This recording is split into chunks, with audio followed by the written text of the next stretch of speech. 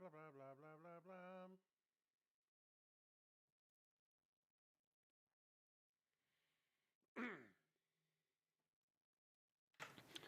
Hi there, Chip. Musical Aviator here. Welcome to Armidale. We finished here on Sunday. Since then, we've done a milk run Monday, and I've gone to work. Unfortunately, I haven't quite recovered from the cold. But we press on. For this journey, we'll be departing Armidale, flying over to Coffs Harbor, and then after stopping at Coffs Harbor for a bit, we'll be heading on to South Grafton. Now let's have a look at our map here. Which map am I after? That one. Cool. So over here we have Armidale, DME 401, CTAF 127.5, and this big road that comes along here, which is the Waterfall Way. It goes up to Bald Hills. We don't need to do that. What we need to do is find our way into this little valley where Thora is, just south of Dorrigo, and then continue on towards Coffs Harbor, which is right here. You can see a few control steps around here. We've got an 8,500 down here. We've got a 4,500 and a 3,500 and a 2,500 and a 1,000, and then all the way down to the surface. Once we stop at Coffs Harbor, we'll pop out of here and fly over a couple of very nice places, including Woolgoolga, Safety Beach and Mulloway, where friends of mine used to own a little hobby farm back in the 1980s and early 90s. I went up there a couple of times, flew on a Dash 8 300, and also flew on a ATO Australia BAE 146. That's a long time ago.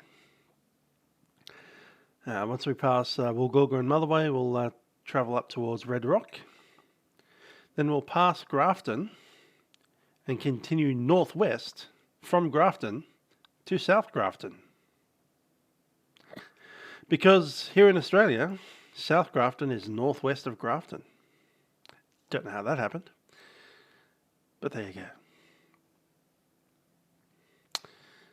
I'm considering maybe going in via Bellbrook actually, so I can remain at high altitude, because I've got a few pretty tall mountains up here. I've got a 4,820 foot hill over there, Point Lookout. That's actually 5,125, so we do want to miss that. So my suggestion would be to come down to Bellbrook. Bellbrook is here right in the middle of this nice valley. We can sit here at 7,500 no problem, and then we can descend on down towards 3,500. And just as we pass Valla Beach, kind of near the Nambucca Heads area, we'll either contact the CTAF or the tower at Coffs Harbor. Let's go and log into vatsim, HTM, to P3D There we go. Pop up the flight plan. Hi there to Jimmy Payne. How are you doing? SGR. So this is going to be a VFR flight plan. We're going to be sitting at 7,500 today. That's because of that massive amount of mountains around. Going to go YARM.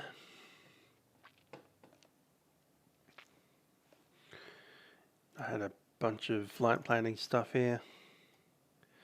We'll take that. There we are. So BLR is Bellbrook. MKV is Maxville. Then we have a couple of other spots in here. Which are Nambucca Heads, I think I put in.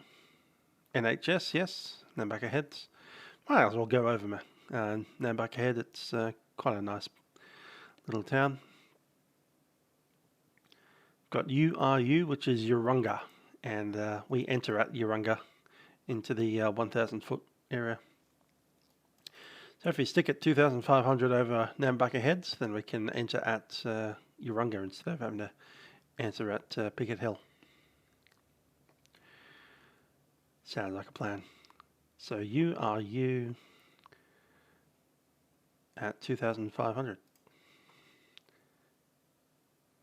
Shall put it there.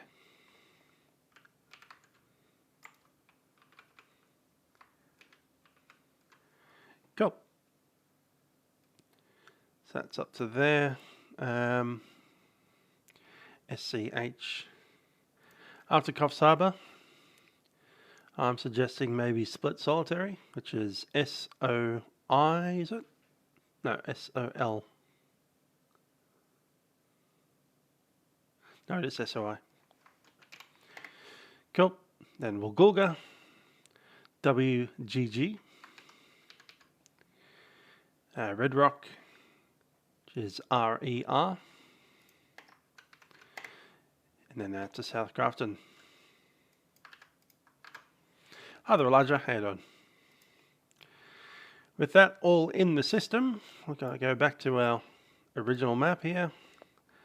Let's push that over to Armidale. And have a look at Armidale here.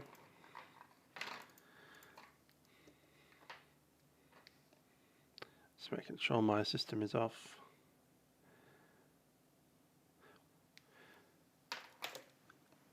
Cool. Let's walk over the aeroplane.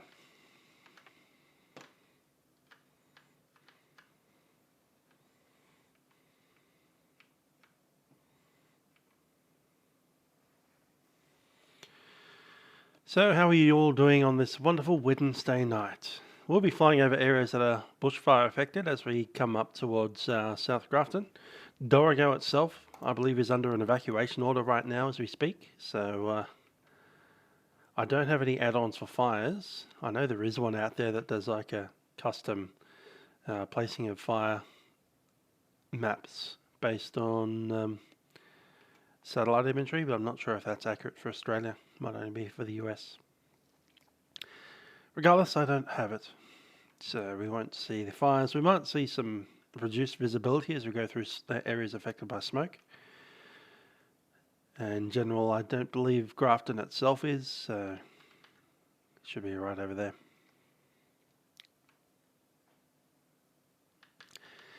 Our airplane is inside the hangar today. Well, inside the garage rather than the hangar. Undercover.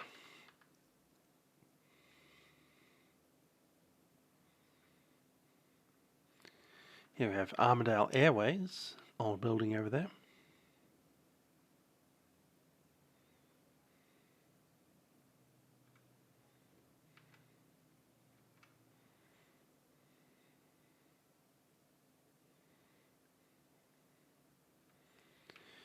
And we'll walk inside into this side, so I can just jump in.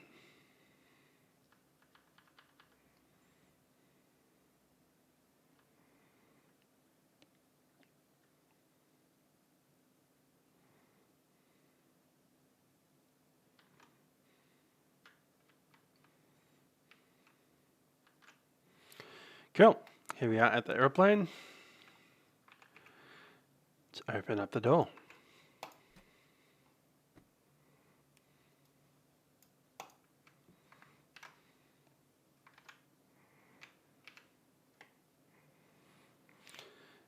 Don't you love that? Control lock is set, also known as the seatbelt.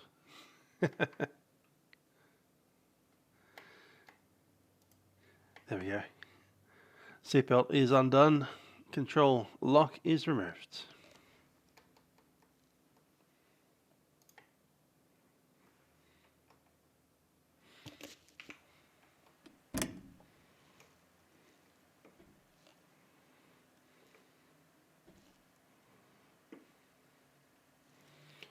Cool, flaps are in.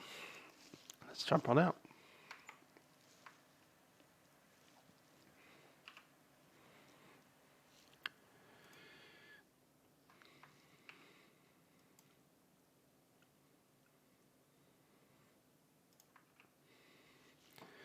Cool, the flaps are working fine. They're all attached.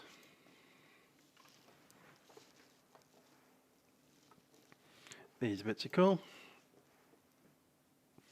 Yep, no damage to the hinges that I can see. Tie down is off. Chocks are out. And there's a fuel drain for you.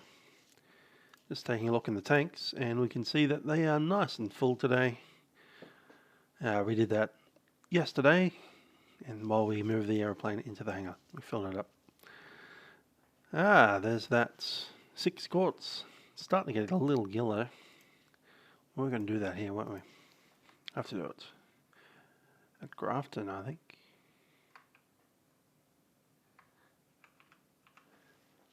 Might do it now.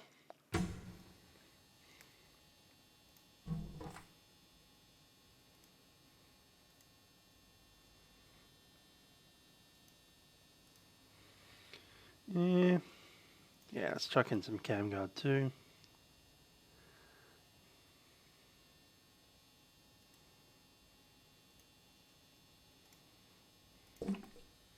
Done. Bit more oil. Let's try that again. That's a bit better. All the way up to the 7. We're starting to burn some of that stuff. Hi there, Aaron. How are you doing? So yeah, we've just re-topped up the oil.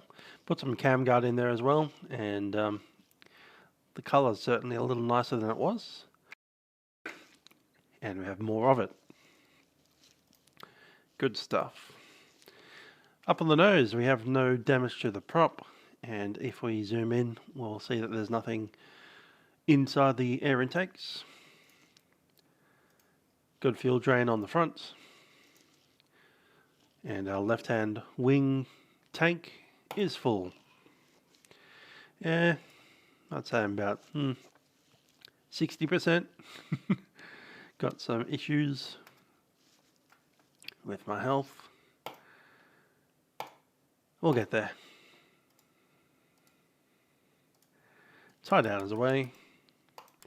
Still getting over this damn cold. It's taken a week.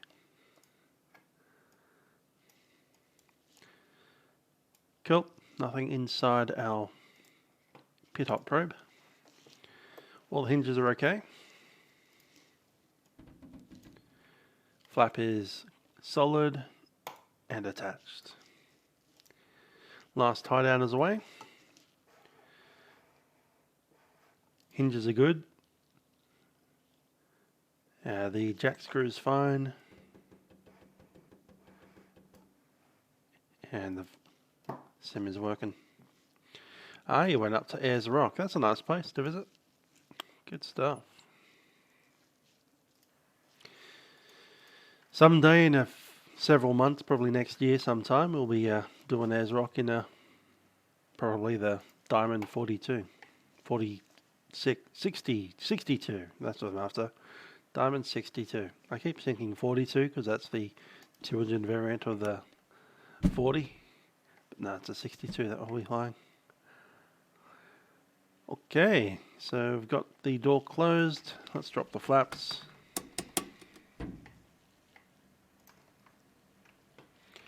Let's run a checklist. Weight and butts is fine. Close and secure the cabin door. Control wheel lock is removed. There isn't one, but that's removed anyway. Controls. Good stuff, and I'll just have a look outside to make sure they're actually moving. That's all fine. That's good as well. And I'm happy with that. Ignition and avionics are off.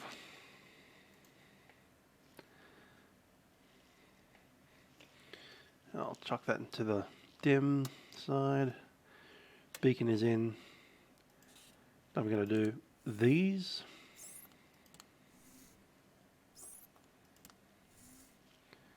Three shots. Wheel brakes on. Carby heat is off. Fuel selector, doesn't matter which tank, they're both full. Master switch on, electric pump test. Already done the primer. Electric pump.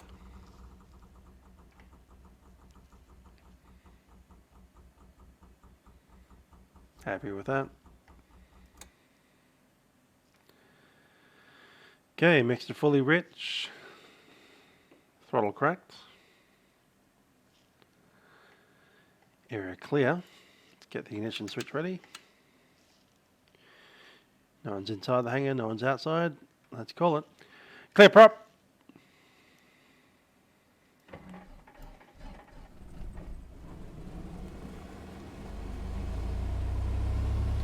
RPM. Set.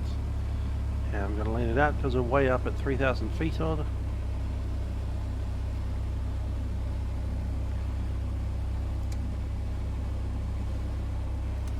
There we go, it's coming in.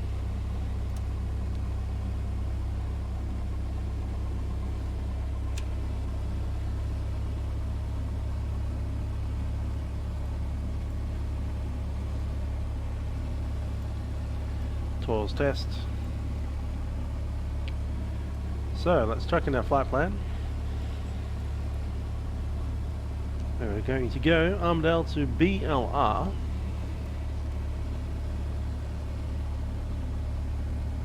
Bellbrook.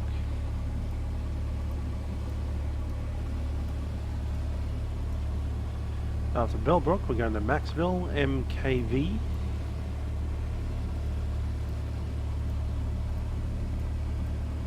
After Macville, we're going off to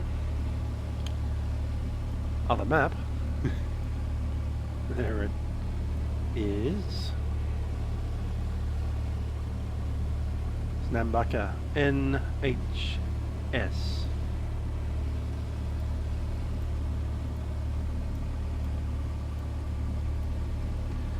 After Nambucca heads up to Urunga, URU.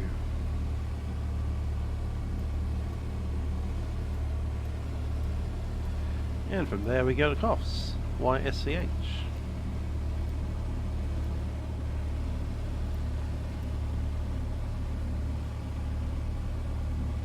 Of course it's not YSCH anymore. YCFS.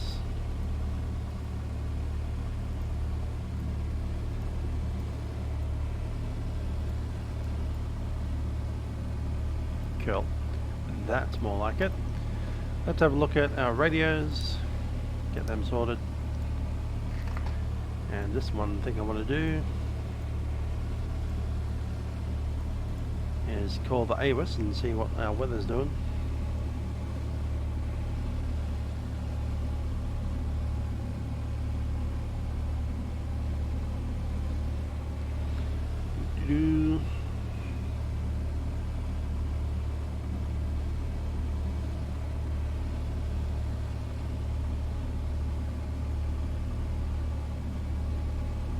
Automated Weather Information Service, Armidale Airport, time 0916 Zulu, wind 060 degrees magnetic at 5 knots, visibility 25 kilometers, present weather, no significant weather, cloud clear below 10,000 feet, temperature 9er, dew point -1, QNH 1029 hectopascals, rainfall last 10 minutes nil.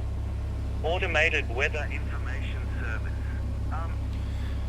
That it is. 1029er. 5. There it is. 29. 3,600 odd. Brilliant.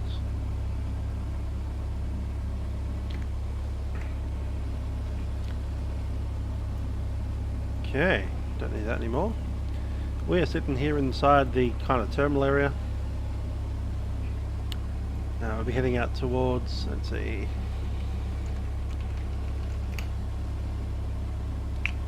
runway 05 via Alpha. We'll backtrack into Alpha 05 and take off 1,700 meter long runway, kind of in the direction that we want to go.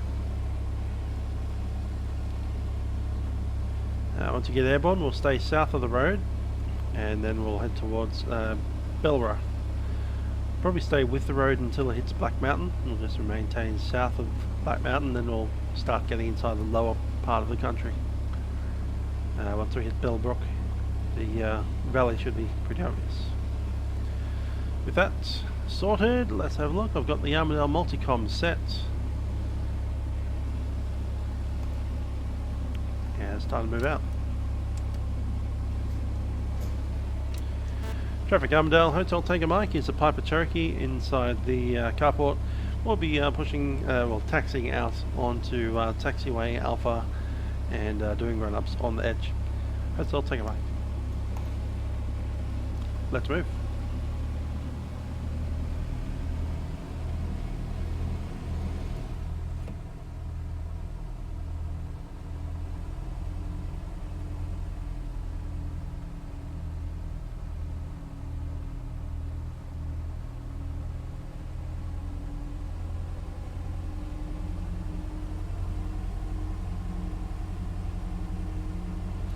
One good thing about a carport like that is not only does it keep the aeroplane dry and away from animals and stuff, but it also keeps it cool on the inside.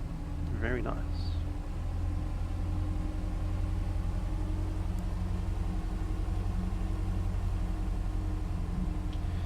One disadvantage of an airport at 3,600 feet is that the engine just doesn't develop full thrust, so we're going to actually need to lean in our run-up just to ensure that everything is at maximum power. I can finally get there. Okay, I'm going to do the run up here on this bit of hardened ground.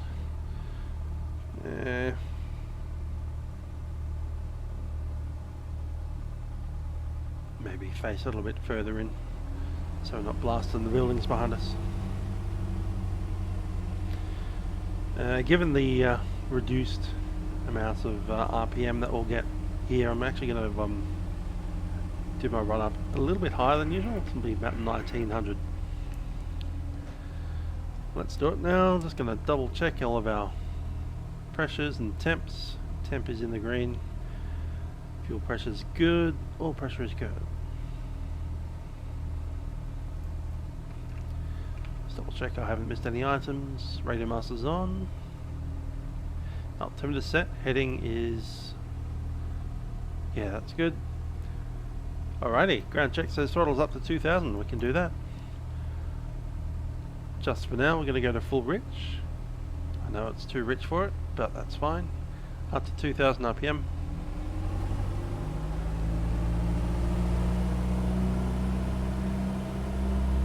And when we're up there, just going to actually reduce the mixture. You're going to see that EGT come up. And when that EGT hits its maximum and starts coming back down, that's we'll go about 3 clicks through to that. There it is, that's past maximum. We'll bring it back up to maximum and give it 3 twists in the Cessna language. Just push it forward a little bit. 3 clicks, there we go, done. And now we'll do the mags check. Left mag drops at 75. Good. Back to the right mag. Also 75, very nice. And carby heat. Yeah, about 50. Happy with that. That was interesting. That's good, and we'll drop the power. Idle. Hi there, Jack. How are you doing? Still getting over this cold. 600 RPM, maybe 610. Done. And we'll keep the mixture right where it is. 45 miles for the first leg of this trip. That's 45 miles to Bellbrook, sorry. And Maxwell, this Dorrigo place right here that we're not going past is currently on fire. So shout out to anybody that's from Dorrigo or up near parts of New South Wales that are currently on fire. Tenterfield, I believe. It sounds like it's pretty bad up there. Nevertheless, I've got a flight to do. Let's look at our last of the takeoff checks. Mags are done. Okay, takeoff. Seats, seat belts and doors are secure. Door lock is good. Window is closed. Flight controls were checked for incorrect. Elevator trim is neutral. Exam, test, and school free probably as well. You got some time off coming up, don't you? Is that next week or the week after? Or both? Okay, electric fuel pump on for the takeoff. Set. And engine gauges normal, wing flaps are up. Climb. The takeoff checks are complete. Let's go. Traffic Armidale Hotel Tango Mike is a Piper Cherokee departing runway 05 or entering Alpha for the backtrack. Hotel Tango Mike. Traffic Armidale.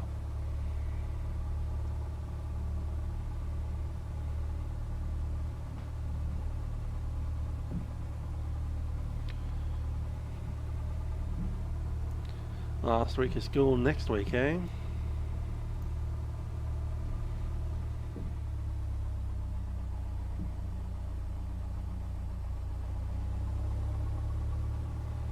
Rudder just had a bit of a derp. Righty, we've made our call. There's the landing light.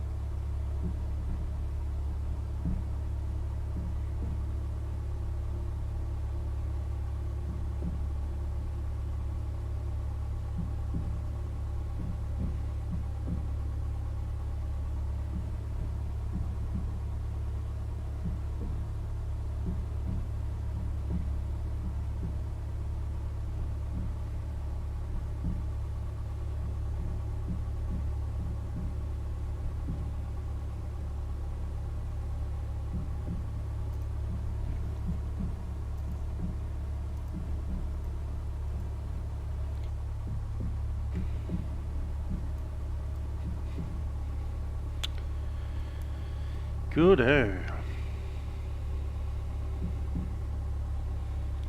Well, this flight tonight should take about an hour and a half or so. And I'm looking at doing another one on Friday before the Sunday event. On Saturday I've got work, so I won't be doing Friday night ops, but I will be home in time to be doing a long haul from Dubai to Cape Town in the 777. Stay up all night. Get even sicker. Sounds fun. Strobes are in.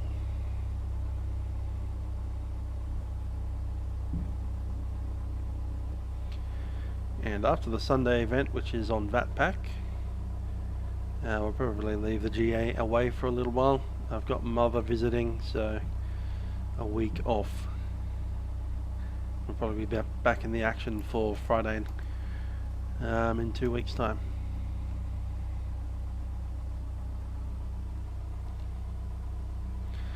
The Sunday event is Brisbane area. Let's see if I can find it there for you guys before we take off.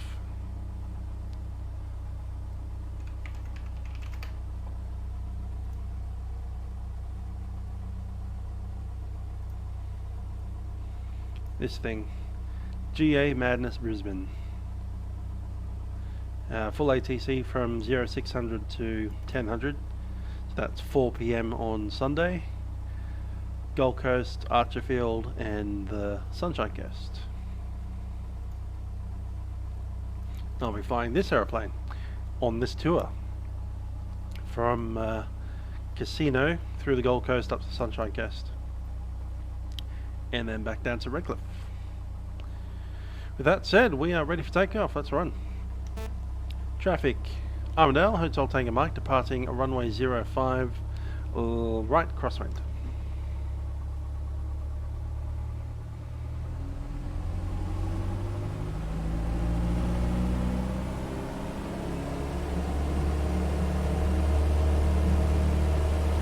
power set.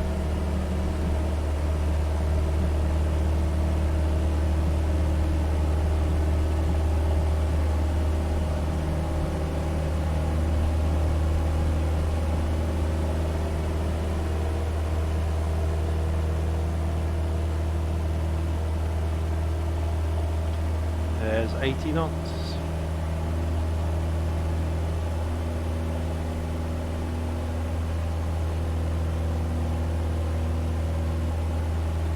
$500 feet.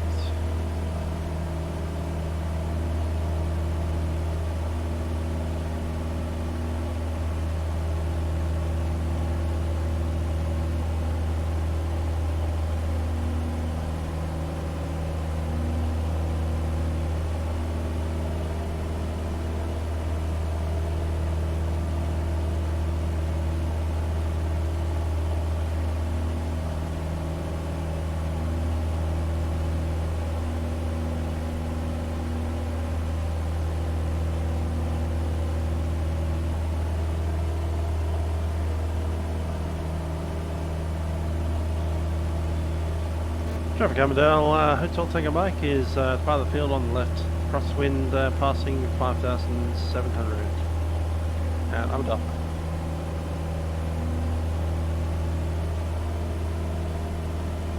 That's where directly east is, let's go there.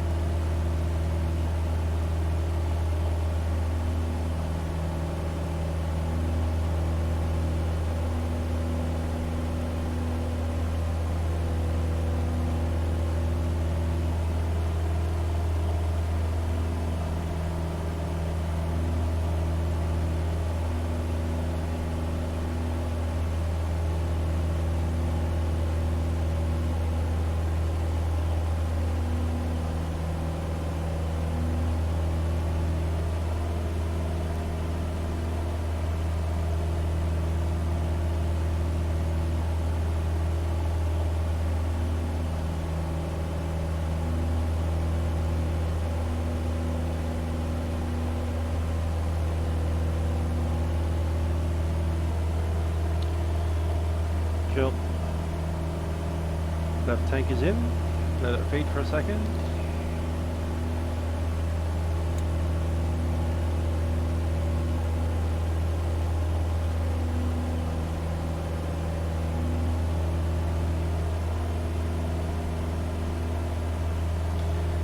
And we're going up to 7,500. Wind today nice and light, 3 knots. Hardly any turbulence in the sky. If we were flying a Cessna 172, we could probably do it without any autopilot at all. Just do it on trim. Unfortunately, we're in a Piper, so it tends to meander off in one direction slightly. Just keep your hand on it.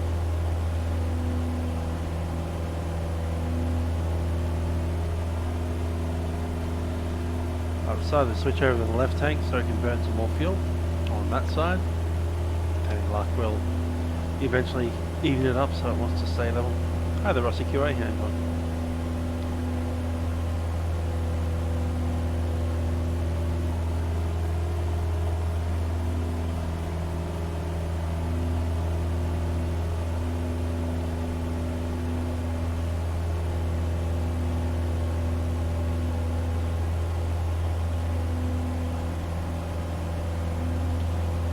There's 6,005, we'll continue going up.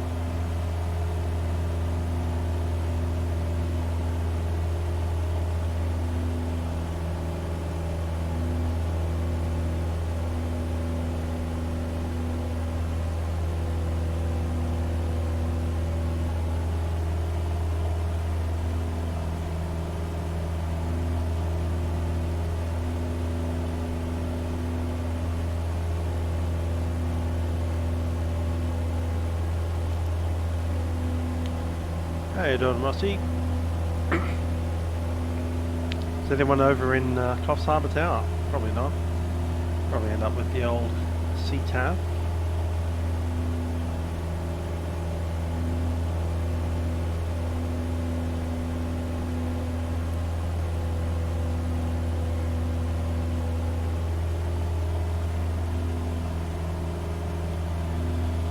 Okay, Bellbrook is where we're headed. There's a lot of high ground over here. Not exactly mountains, it's just like a really high flat plateau. And we'll head on down towards these rivers, which are heading towards the Pacific.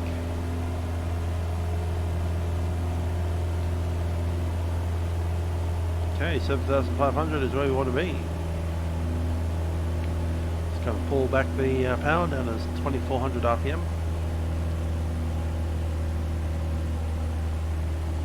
Roughly there. Some of those gorges with the creeks and rivers down in them. And we'll keep a roughly eastbound heading here.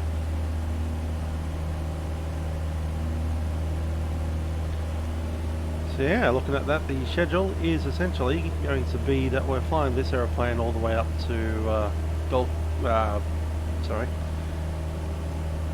Casino, and then on the Sunday event with vatsim we'll be flying from Casino up to the Gold Coast, so we can enter the Gold Coast. Then we'll do the event up to the Sunshine Coast and Redcliffe at the end of that. All those floating trees coming in.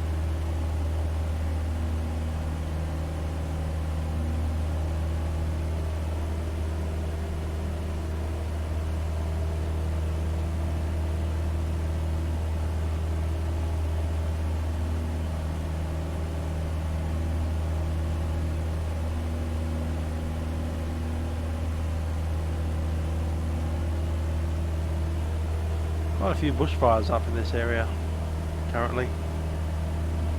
Particularly large one up in Dorrigo, which is a bit further north of Bellbrook. I don't think Bellbrook itself is currently undergoing any major fires, but certainly Dorrigo.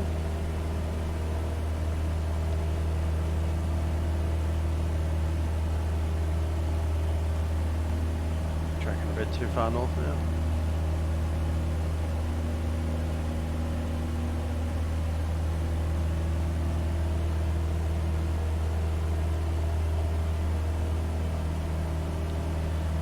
Just grab the autopilot, put it on low mode, let it kind of drift around a bit as it needs to.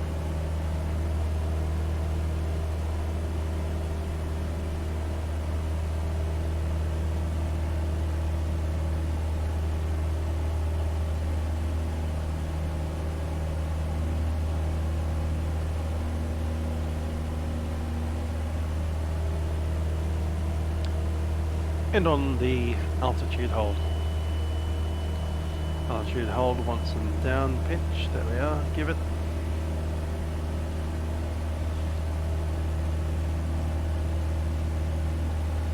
For 5, I'm just going to spend a little bit of time tweaking our mixture here.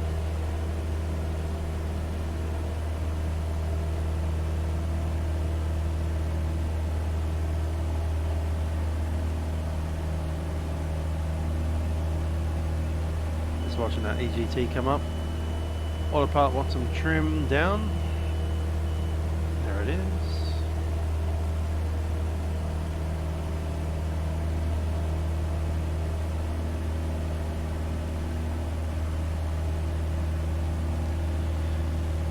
Now with the OZX you download them all, install them all in the order that they come in. Basically it's not an update thing, it is cumulative. So Orbx 3.0 has a bunch of airports. Then when you install 3.1, it doesn't just fix the airports in 3.0, it actually adds new ones as well. And 3.5 is essentially all new airports. There's no actual fixes to the old airports that are there. So if you just install 3.5, you'll just have the airports for 3.5. You won't have any of the airports in 3.1, 2, 3 or 4. So yeah, you install them all.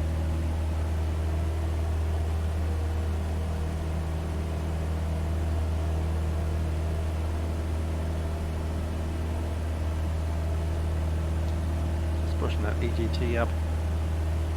At some point we'll find its maximum value and the RPM will start dropping. I have a feeling is right there. Yep, there it is. I can see that happening. Alright, got to click it in about 3 notches, so I just richer pink. Aeroplane is happy, the engine is happy, and we're not using much fuel. Going to select high now since we seem to be on course. There's Woolwich. There's Grafton. What's that? The Guria River.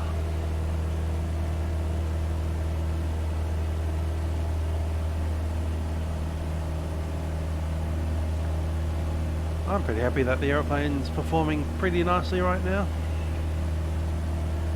Have a whole bunch of new oil.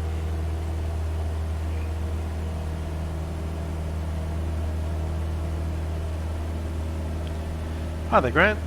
A2A Cessna 182. We'll be taking that out for a bit of a run in Queensland when we get there.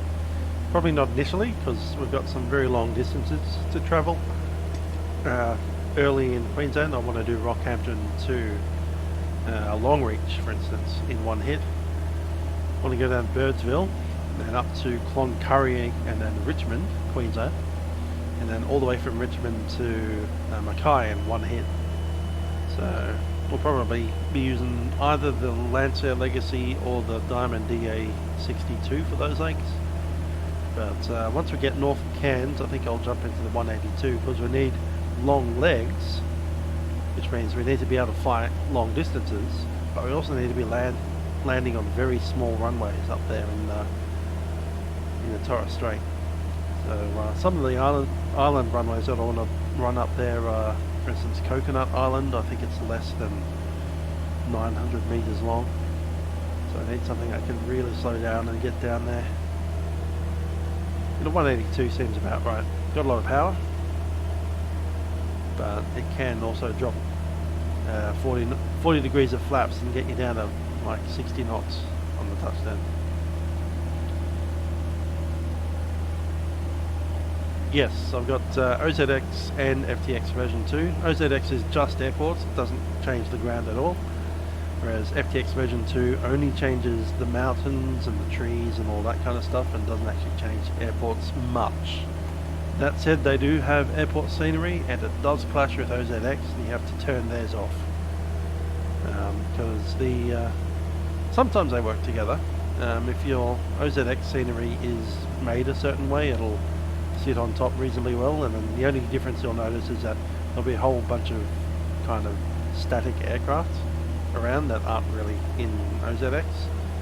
But there are some airports on the FTX version 2 where they've enhanced the airport, and then when you put the OZX on top of it, you get weird kind of ruts in the scenery and stuff. Yeah, I'm just thinking about which livery I'll be using for the 182. There's obviously the RMIT livery, which is cool because it's my local, Cessna 182 livery. But what would an RMIT Victoria aeroplane be doing in the Torres Strait?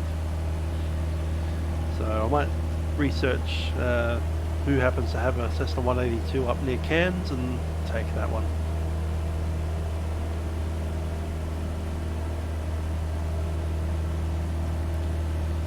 Yeah, I need to do the extremely mega leg from either Cairns or Mareeba all the way up to Lockhart River, and then another massive leg from Lockhart River up to the very top, up to the tip. And after that we'll take a look-see around the Torres Strait Islands. I do anticipate we'll be touching down on at least 4 islands, maybe 5. And then coming out of there down to Weber, after which we'll swap over to something a bit quicker than a 182. Maybe even a Piper Comanche, possible. Piper Comanche is an option, the Lancer Legacy and the Diamond 62 are the 3 fast aeroplanes. Also the VTOL, we might get back into that at a later point in time.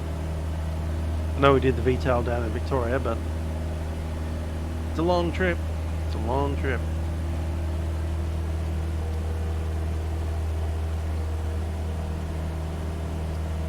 I'll get the VTAL back out again at some point. Because the VTAL can do what, 65 knots? Here we are plugging along at 100. It's got 65 knots on us. It can be up here on the Bonanza. Bonanza's doing that, way above the red line. Meanwhile, here in the Piper Cherokee, 100 knots, and we've got, we could probably push it a little bit harder, but you know, not much harder. We're already sitting here at 2450, which is technically faster than it should really be. Should be sitting at a nice 2400 RPM in the cruise. I know we can go up to 25 quite happily, and even 26, even though it'll start rattling a bit, and that's not really great for it, but you can do it. About 100 knots, man. Look at that.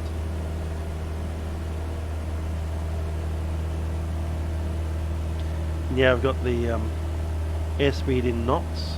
There's also miles per hour in the middle, but we've got knots on the outside. That's a modification that's been done. I should actually add it to the HTM repaint, to be honest. How much money have I invested in the sim? My gosh, there's thousands of dollars in this thing.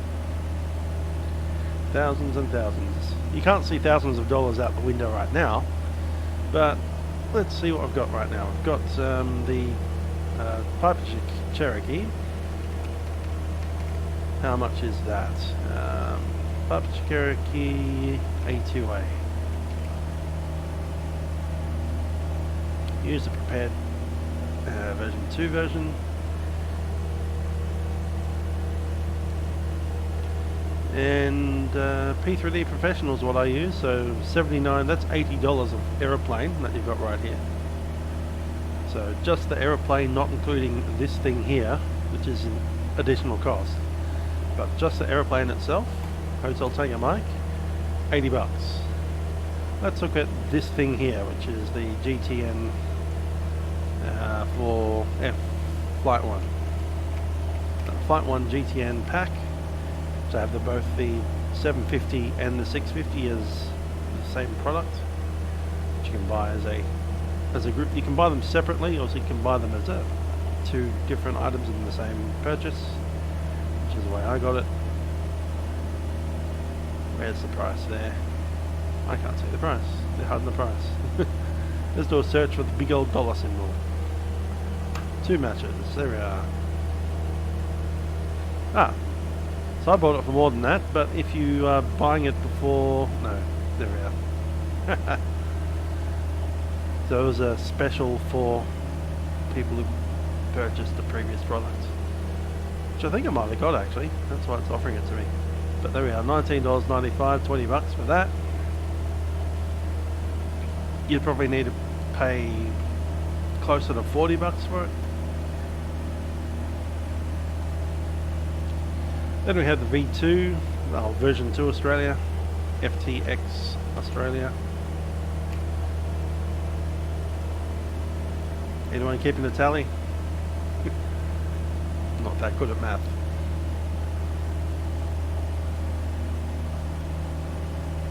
Do another search for the old dollar sign. No, they're not doing here.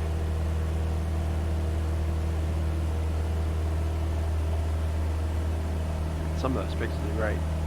But yeah, we've got the old FTX V2. Price I'll put in.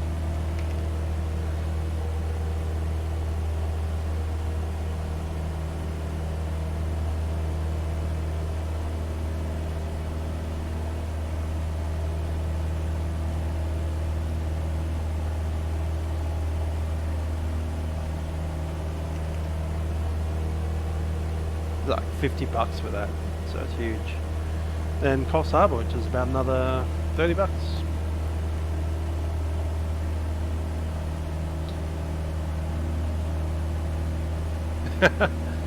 Given up. I think they've got some weird wrapper now. Flight 1 purchase agents. This might be a danger, putting this on the screen.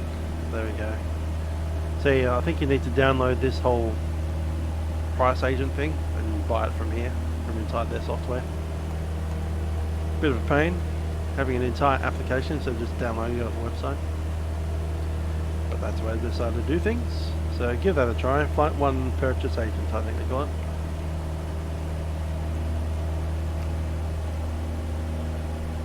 Yep, good old Google search gives you Flight 1 Purchase Agent, and you can get it for that one, I imagine. Download the Flight 1 Agent today.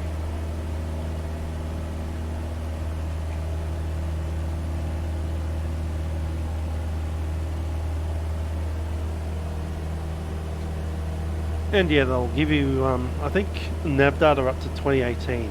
Unfortunately, they only bring up the nav data once every couple of years. I think the one before that was 2016. The one before that was like 2012. So every like 2 to 4 years they'll update the nav data for you. Obviously you can see that the nav data is a little bit more detailed than the stuff you get from Navigraph, because you've got all the VFR waypoints as well. They're not necessarily in the Navigraph data.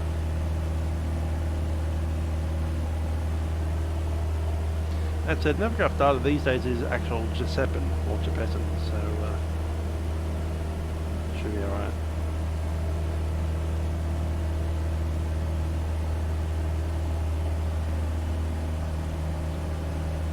Left tank at about 19 gallons, right tank is about 20, that's fine. Leave it slightly unbalanced, more fuel on the right side than the left. Because the pilot is in the left side, not the right. Activesky, I'm not using PFPX tonight, but yeah. And when you add all those other things like other aeroplanes, I've even purchased aeroplanes that I don't use anymore, like the Level D 767. I purchased that in like 2001. Speaking of which, it's September 11 today. So yeah, I actually purchased what they used to call Pilot in Command 767. I purchased that in, I think it was August. Yeah, it must have been August 2001. So it was like a new release for Flight Sim 2000, Pilot in Command 767. It's a development that I've been looking at for a very long time. And they finally released it in, I think it was like June or so, June, July 2001. And of course, someone goes and fires a 767 into World Trade Center a couple of months later.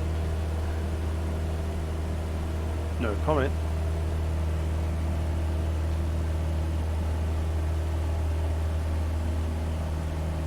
But yeah, that was one of my very first big purchases for Flight Sim. The thing that eventually became the Level D Sim 767. Almost no changes apart from the addition of a virtual cockpit for Flight Sim 2002, 4 or FSX.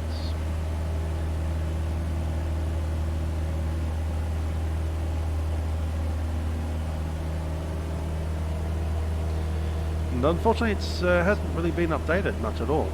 The aeroplane doesn't actually fly in P3D version 4. They've made a version that works. What else? The virtual cockpit is very basic. The FMS doesn't sit inside the virtual cockpit, it's a pop out. Yeah, it's a bit poorly at the moment.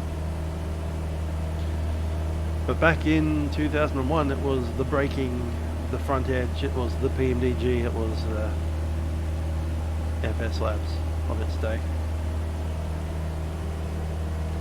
And of course the MD-11, which I'm missing. Where was I on 9/11/2001? Now, as you remember, in Australia 9/11 happened about 9 o'clock, 10 o'clock our time in the evening. So in September 11 itself I went to university that day. Was I a freshman that year? 2001. No, second year uni. So yep, went to university. I was playing trumpet, Conservatorium of Music. About 5 o'clock I had a conversation with the woman I've been dating for about 2 years. She broke up with me literally on 9/11. I was chatting to her on ICQ up until about 9 PM at night. And then it was bedtime because the next morning I had a peripatetic teaching gig to do. University would send you out to do teaching. So I went out to do teaching at a Christian school called Innerborough. It's actually the school I went to as a high school student. So I went back to my old school. And so I'd just broken up with a girlfriend, literally a couple of hours before 9/11 happened. Aeroplane wants down trim. Done. And yeah, it was about 10, maybe quarter to 10, 10 o'clock, 10 past 10. I walked out to the TV, just walking past the TV. I turned the TV on and there it is. Got an old aeroplane hitting the WTC. Now, I didn't know what kind of airplane it was at the time. Can't really see. I was thinking, that's an airliner for sure. No clue. At that time, they were still talking about light aircraft hitting the World Trade Center, and I'm looking at the massive hole and this like aeroplane just going straight into the, yeah. It's like, you know, that's not a light airplane, that's a 737. That was my thought. 737, it's about that size. Now it's a 767, which is huge. Wide body airliner with 300 people on it. Well, 300 seats on it.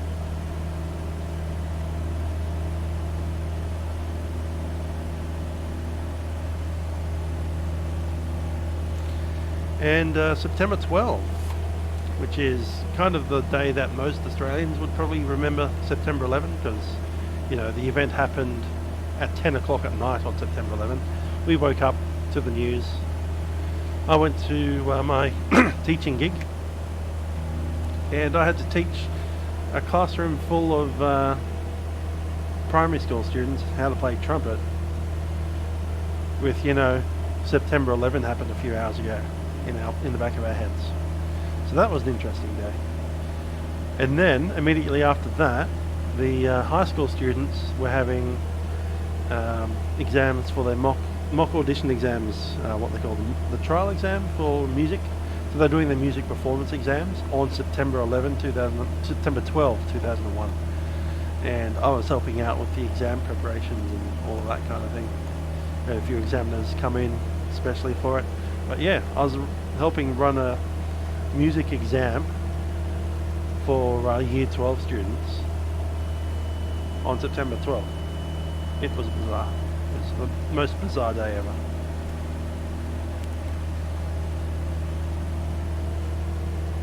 So that's my story of 9/11. Happened in Sydney for me. Hi there, Damon. How you doing? We need to consider descending soon. We're just about at Bellbrook at 8,000. We're at 7,500, but we need to be at 4,500 for the next section. So I'm going to go ahead and turn off the autopilot and get ourselves down.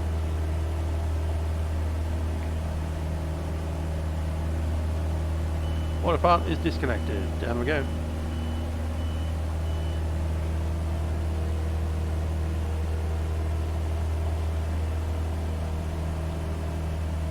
For the power, let's look at 2300 RPM. And we're going to go a little more richer peak, just to pick up the rich. Okay, for the next step we need to be below 4,500. I think we'll aim at 3,005.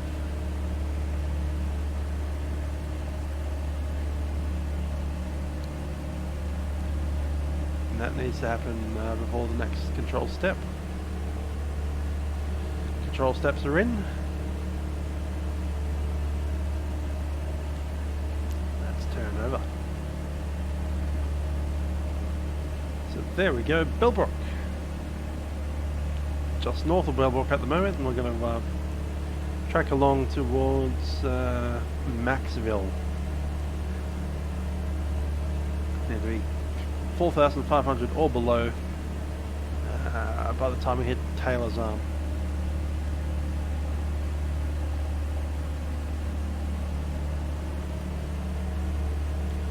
Coffs Harbor CTAF is 118.2.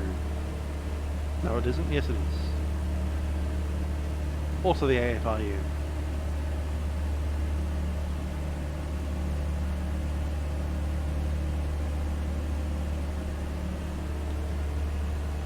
1182, Coffs Harbor Tower set.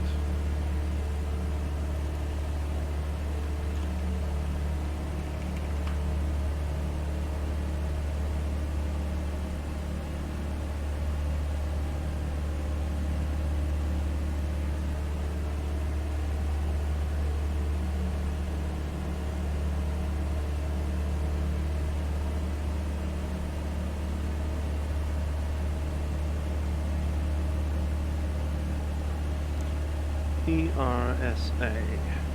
Something here, Coffs.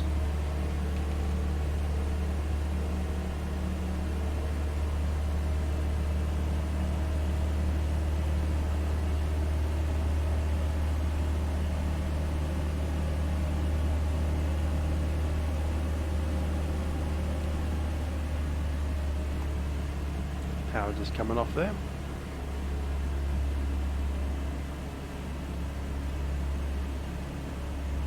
Cool.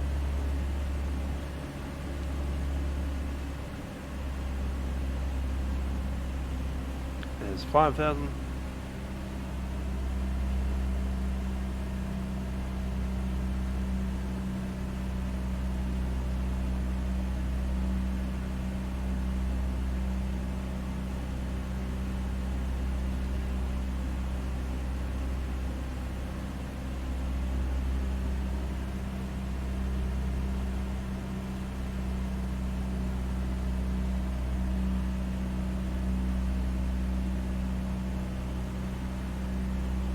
Weather Information Service.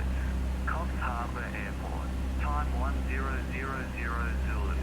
Wind 280 degrees magnetic at 5 knots. Visibility 25 kilometers. Present weather.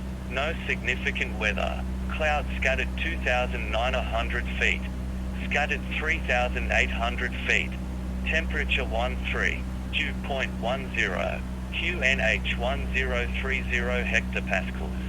Rainfall last 10 minutes nil. Automated Weather Information Service. Coffs Harbor Airport.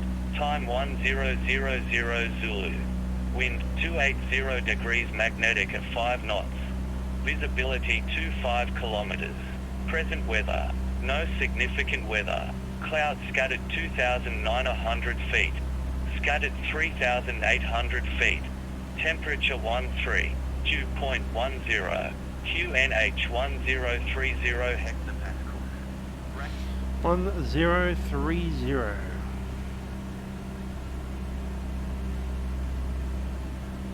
Set. And Damon, I upgraded my computer over the Easter long weekend.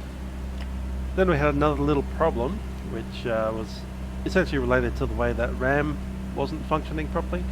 So we ended up buying some more RAM, but then I also got it replaced under warranty. So now I actually have double the amount of RAM. So I have, yeah. Do I have anything in the description at the moment? Let's see.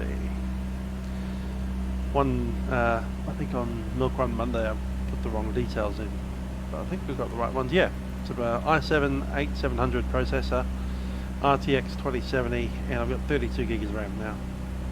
Used to have 16 until last month. In fact, up to last month I had 16 faulty gigabytes of RAM that kept on booting us out of the sim at random. But now it's 32 gigabytes of actually working RAM.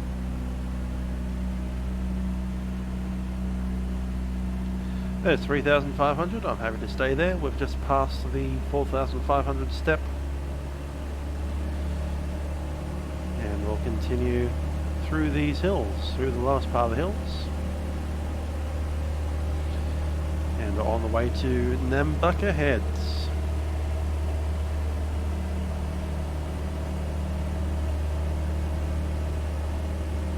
Maxville firstly, and then Nambucca Heads second.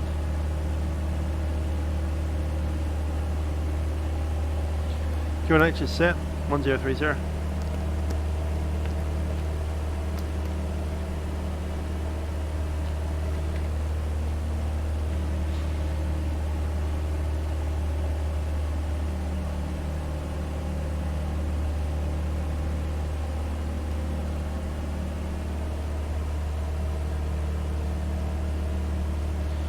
My PC cost me about $2,300, roughly.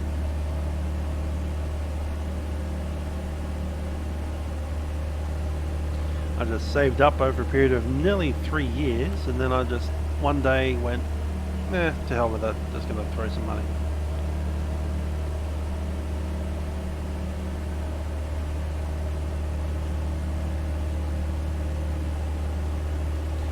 Yeah, 97 with an RTX 2050. I reckon that'll be good enough. Might not get all of your shaders and stuff out of there, but it'll certainly be rocking along as long as you don't go overboard with your sliders and stuff. Yeah. An i7 67 with an RTX will be fine.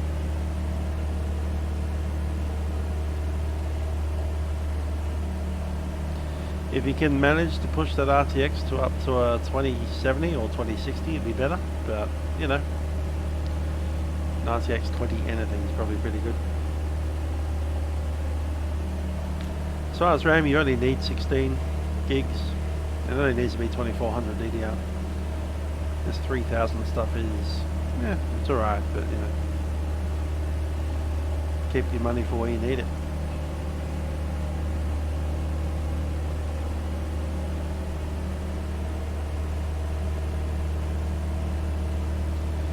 Okay, I'm facing almost directly east. Just wanted to go around that hill, really. Not over it. You could cut inland a little bit, but not a fan, not a fan.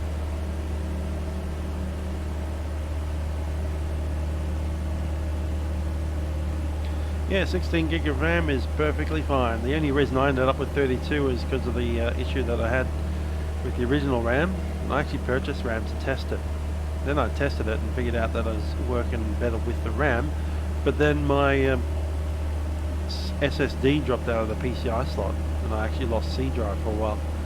So I actually put the old RAM back in, sent it back for warranty, and they sent it back with 16 gigs of new RAM, and then I just added my test RAM back in, and I have 32. The only reason that happened is because I, don't know how it happened, but somehow the PCI slot got damaged. So they replaced the PCI slot so that the SSD would actually fit in it properly again. And then I got some free RAM out of the thing. Happy days.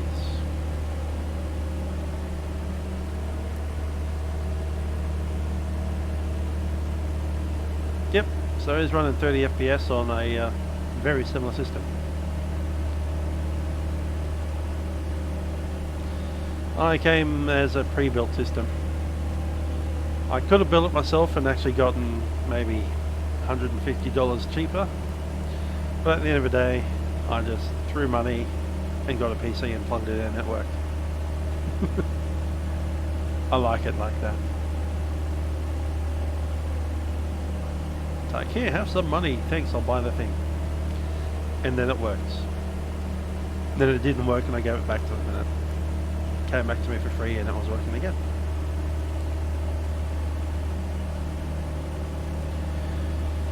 Okay, we just passed Mount Yarpahathamipini, okay, and we're probably tracking straight at Stewart's Point, at which point we'll track up direct to and then back ahead. So kind of past Maxville without going past it. Mostly because I saw this massive mountain here and I thought, oh, I don't want to go inland to that, I want to go around it. Thanks. Ah, there's Southwest Rocks, I know what that is. Southwest Rocks just down in here.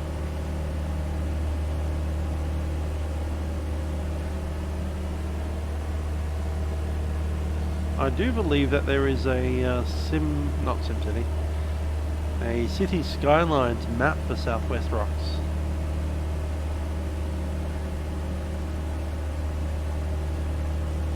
I played that map for a little while. It was actually quite cool. I actually went and built a town with this big road that spiraled around the hill.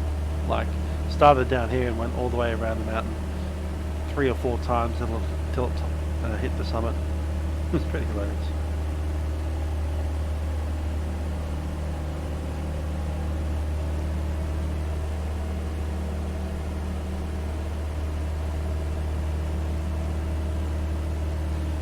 Alrighty, we're going to head on northbound up the coast.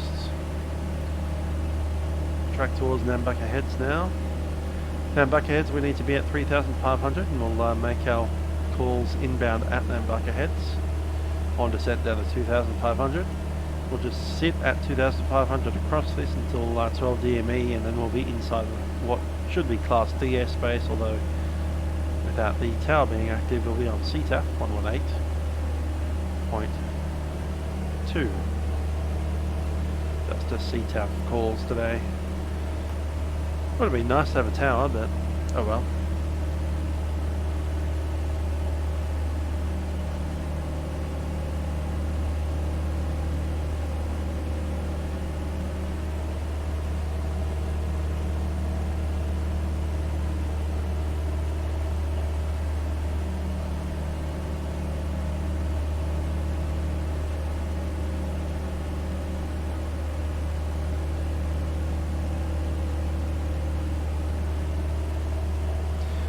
Grant Miller wants the Diamond Twin Star, the old DA62. I'll take it on board. Yeah, I think it is a nice aeroplane. It's got the, what do they call those things? The G1000. It's a little bit weirder for me to use than the G10, because I've never used the G1000 before in the real world, but I'm sure I can figure it out.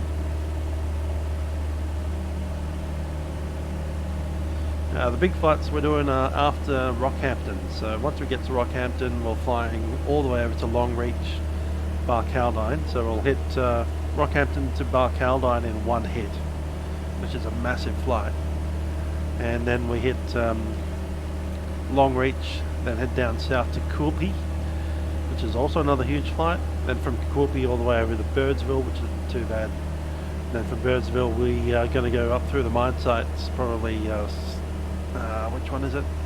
The Monument, Baduri, something like that, up to Cloncurry, and then we'll track back inland from Cloncurry to Richmond first, and then this massive, I think it's like 350 nautical mile trip from Richmond over to Mackay. There's nothing in between, at least nothing as far as good airports for flight sim is concerned. It's just like this big nothing of default airports. I'm just going to fly straight over it. 350 miles in one leg, no stopping. We might even go IFR, just take off, put on the autopilot and go. And the wonderful thing is the Diamond 62 is just a wonderful aeroplane to fly. It's so easy.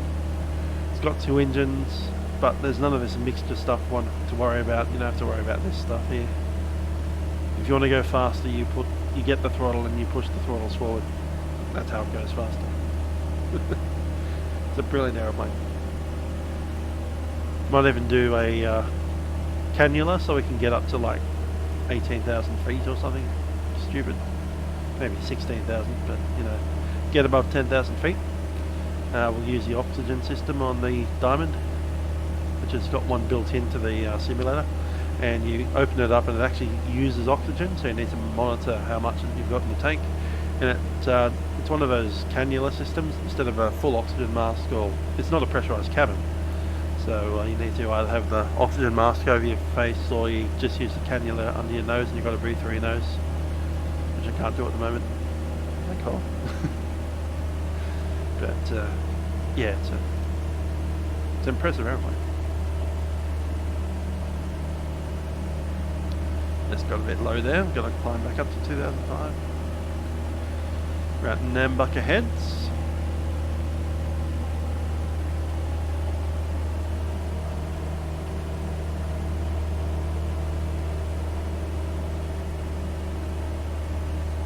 So yeah, certainly coming out of Richmond and probably going over to Longreach.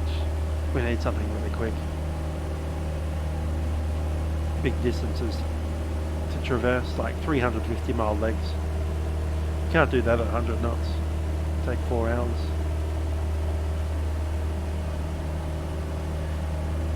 But in the Diamond, we can do it in at about 220 knots. So, yeah, 220 knots at 16,000 feet or 17,000 feet odd.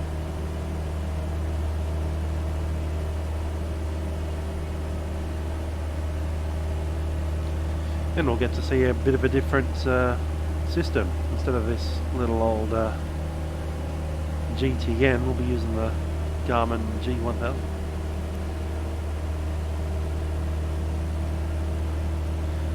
Ah, X-Plane 11. Intriguing, yeah. I'm not having used X-Plane 11, I don't know how their system works for that. Who knows? Does X-Plane have its own GPS system? No idea.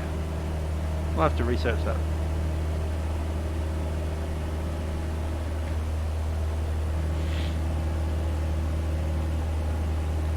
Hello there, bucketheads. How are you guys going down there? Hope you enjoy the aeroplane noise over your sleepy little seaside town.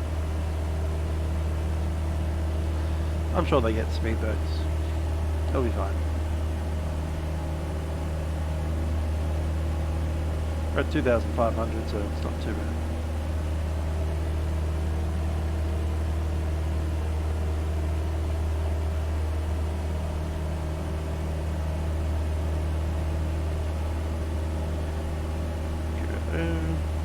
And we'll hop in the call. Lots of time, 17, we'll call 18.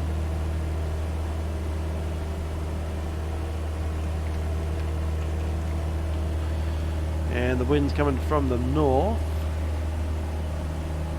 So we're going to be landing on 03. You could make a straight in approach. Traffic, Coffs Harbor, Hotel Tango Mike is a Papa Cherokee at 2,500 over Nambucca Heads. We'll be flying for a straight in approach, runway 03, Coffs Harbor, estimate time 23. Coffs Harbor traffic.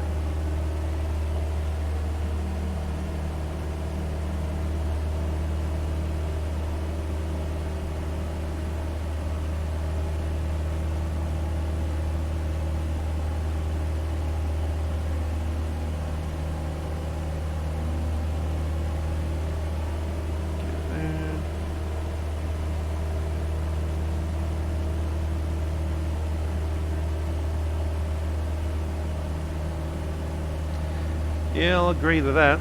The GTN is a very nice little system. In fact, I'm going to use one of those features right now with the procedure arrival, not the arrival, the approach, for a visual approach, runway 03. Visual 03, there we go. Go ahead and load and activate that. Done.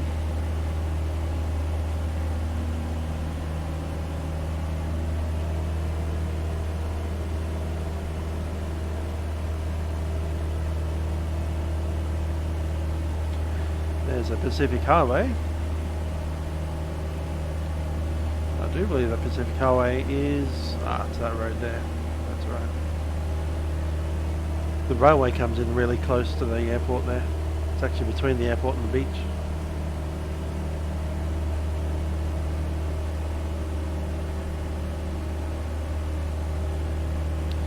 We've got a glide slope that's placed in virtually via the GPS system on a visual approach.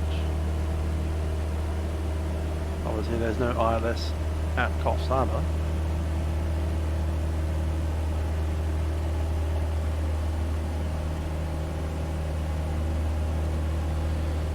Yeah, looking at that, it's time to switch tanks. Let's go on to the fuel pump, switch over the right tank, wait a couple of seconds, see if that does anything to the fuel.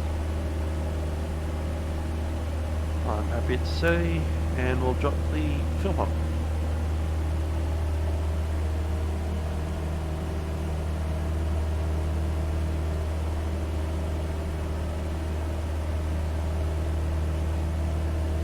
At the end of this video, or whatever, or another video, send me a reminder. Just drop a message saying if I have been able to find a way to purchase Expired 11's GTN. I'll see if I can find a link. Oh, that or just hit up support. Do they have a support site or an email? Flight 1 supports customer service pages.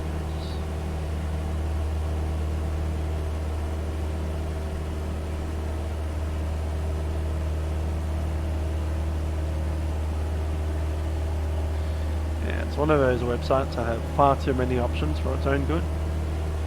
Looks like that. Customer support, if you want this or that or something else. If it's issues with this thing or that thing, or my gosh, what the heck's going on with this website, make it stop.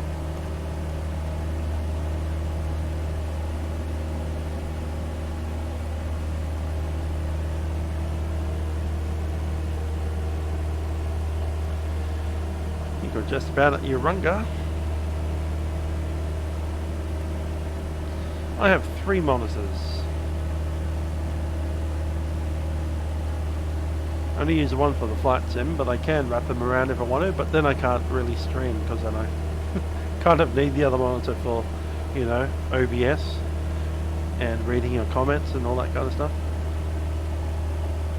And preparing my charts and putting that on.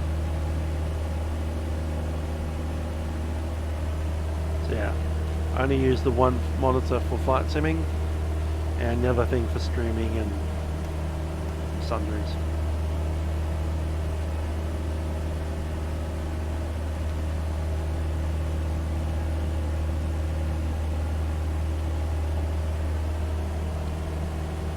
Technically, Urunga is slightly inland. It's over the golf course, I think.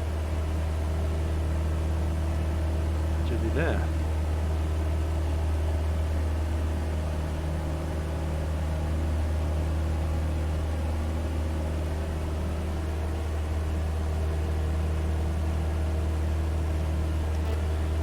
Traffic Coffs Harbor, Hotel Tango Mike, Piper Cherokee is overhead Urunga 2500. Inbound for runway 03 straight in approach. Estimate circuit time 28. Cherokee.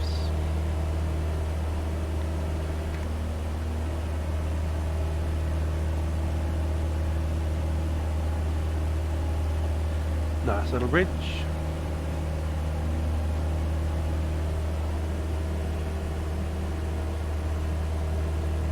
Ah, that's the railway bridge.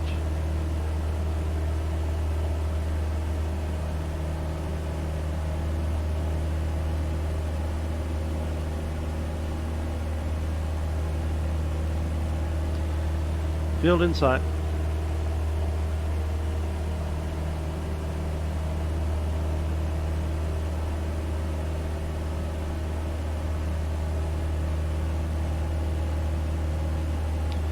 Okay, Bundigan Head, right there. So we're going to track straight up Bundigan Head, and then we'll kind of do this right-hand visual circuit into the runway.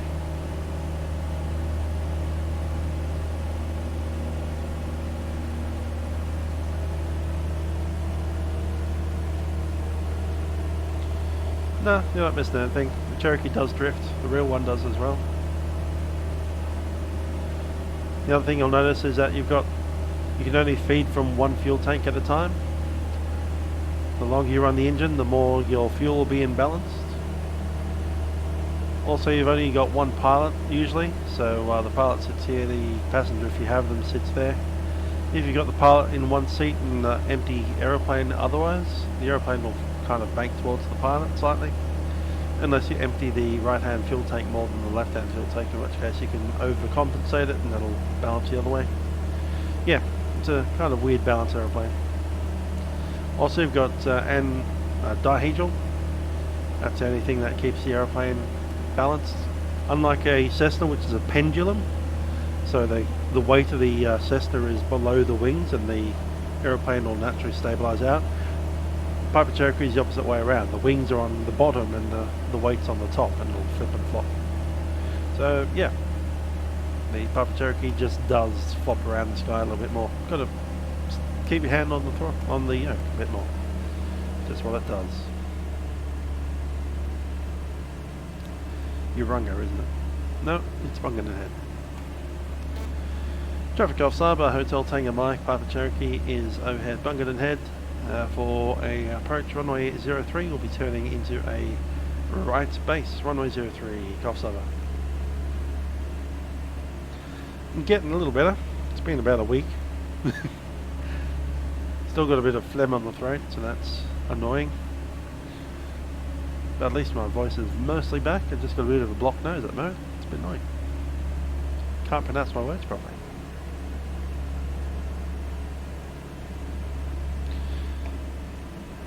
Alright, let's get our landing checklist done. Brakes are released, undercarriage is fixed, mixture is fully rich, pressure is, pumps are on, the landing, fuel is set to the fullest tank, instrument is set 1030, and seats harnesses are secure, landing checklist complete.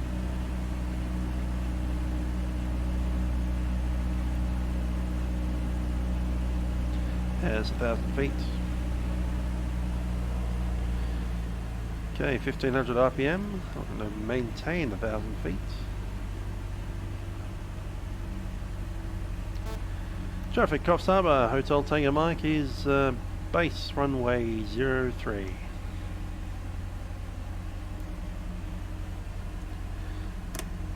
There's 20 flap.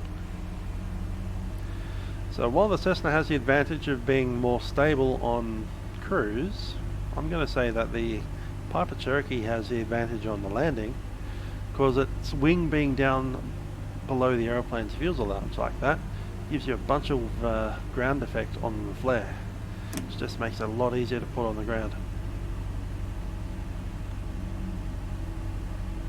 500 feet, carb heat is off.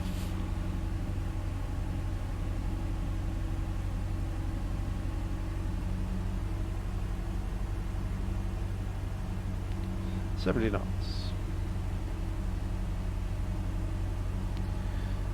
There's the slope.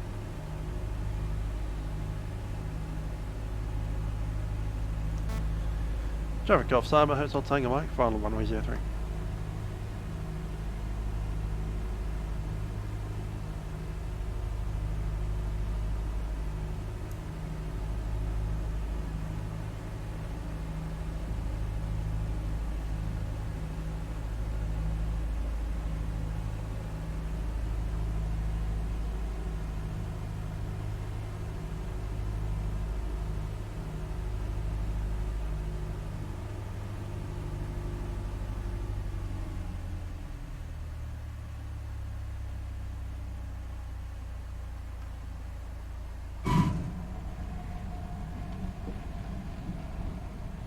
Meanwhile, I didn't flare enough.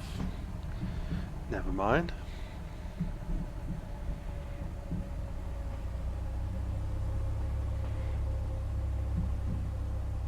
I was just sitting there going, is that just on the trim? Nah, it wasn't on the trim. Not at all. I'm not sure about vacating there. We could. Yeah, why not? We're a small enough plane to do it.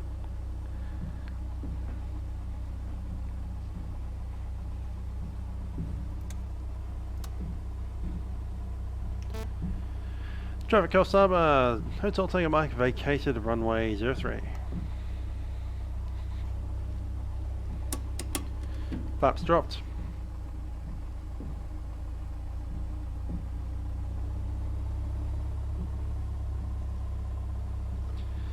One other advantage of the Piper Cherokee is you can see over the wing during your turn to base. It's just easy to do. Just look over there and there's the runway. With the Cessna you almost have to lift the wing before you look out and drop it again for the turn.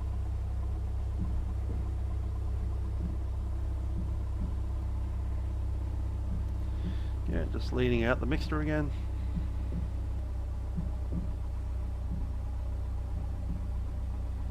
That's about right.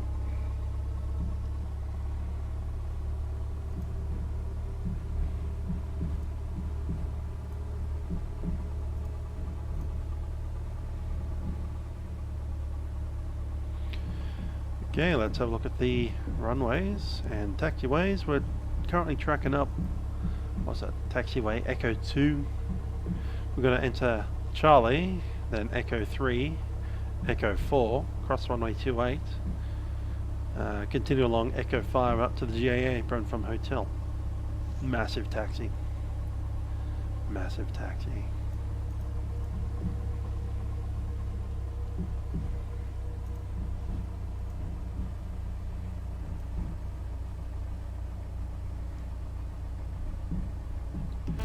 Traffic Coffs Hotel Tango Mike is entering taxiway Charlie Echo 2, and we'll continue along Echo 3, 4 and hotel.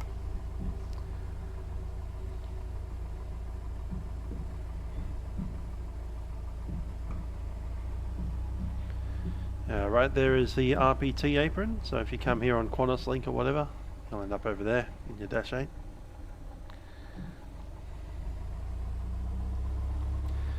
But we're not going there. We're going to where the little planes hang out. One of these days I'll learn how to speak.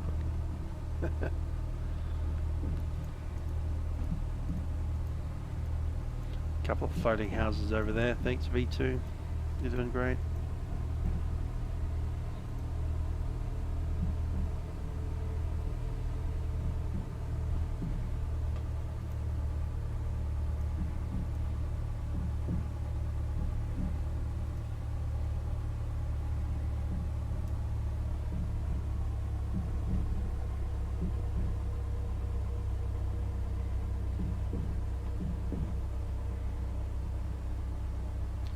How's his taxi speed? RPT is regular public transport. So scheduled public transport. Airlines, essentially. But also includes freight airlines and not charter airlines. But anything that's on a timetable is RPT. There we go, straight through the middle of the runway. All good.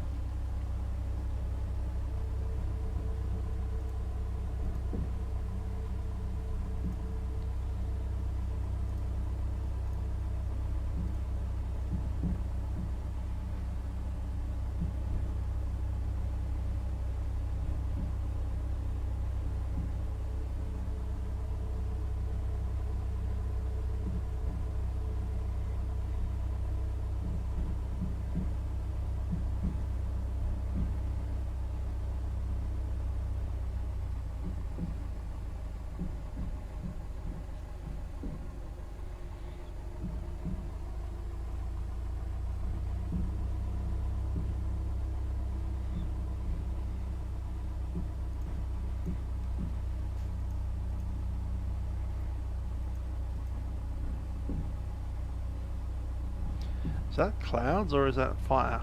Can't tell. Guessing that's clouds. But I've seen stuff that looks like that, and that's bushfire. And there is a big bushfire happening just over that area right now in the real world. See, that top of the thing is cloud, but this bottom thing just looks like bushfire. It's probably the wrong colour for bushfire. It should be kind of more black, yellow, brown and orange. That's my experience of bushfire.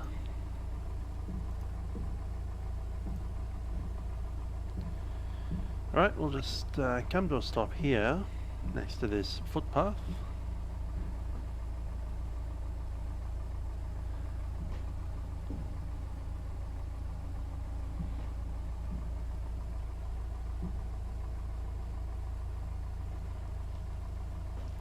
Parking brake is set.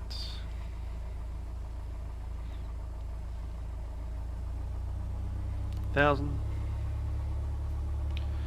Just checking those fuel tanks. Yeah, more than half. All good.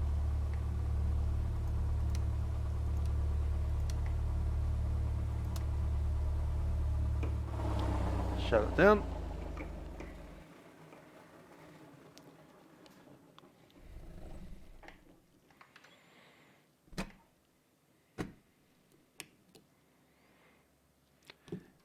Jump out. Here we go.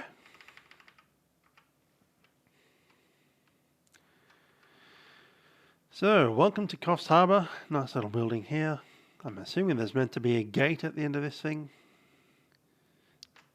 This is Orbx doing their "we forgot to put a gate" scenery.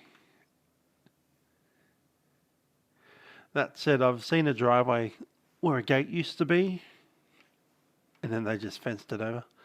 We'll go around the actual open gate, that's fine. That's a bit of a parking job off that jackaroo. Come on.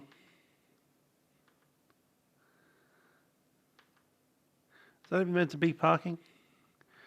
That looks like a veranda, like you're meant to walk there. Ah, a bunch of flags. Don't know what the Japanese flag is doing there. Don't know what the British flag is doing there.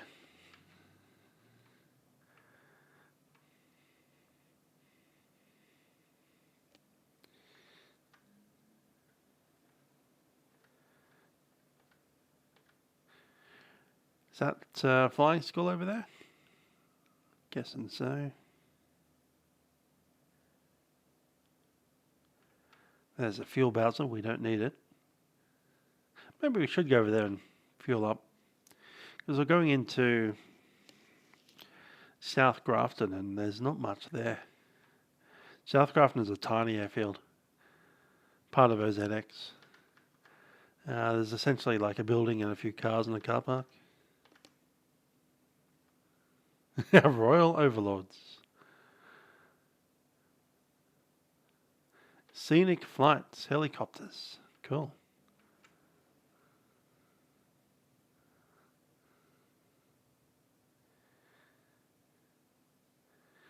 There's the Aero Club.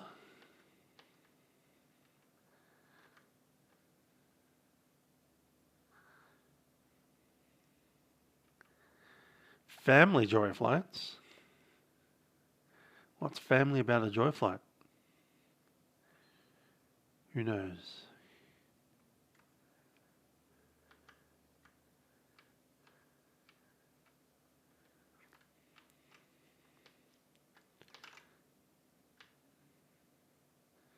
Okay, cool.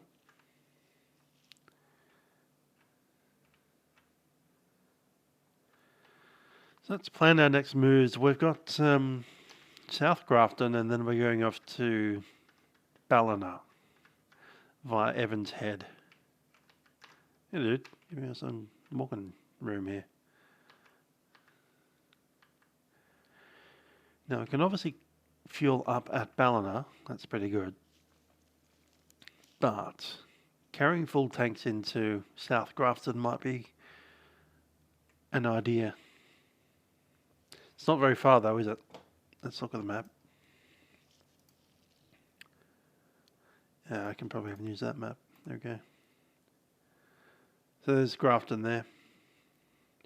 So essentially we're just going to take off from here, get up to altitude, probably about 2005, fly across Emerald Beach, Sandy Beach, Woolgoolga,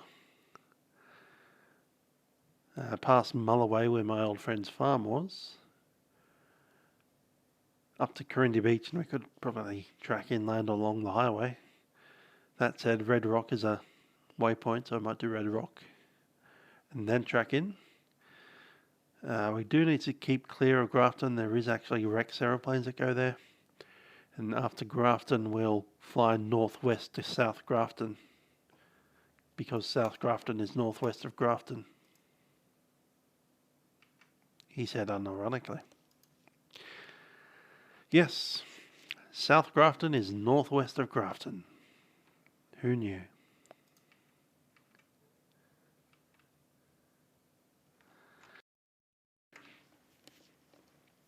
One does wonder why they call it Grafton or South Grafton. Why don't they call it Northwest Grafton? Why don't they call Grafton South Grafton? These mysteries we will not know.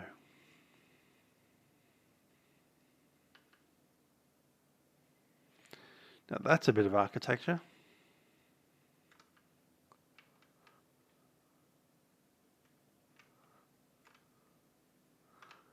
What is that and why is it like that? This random some bit of maze. I can see that being Smoker's Corner in about 0.2 seconds.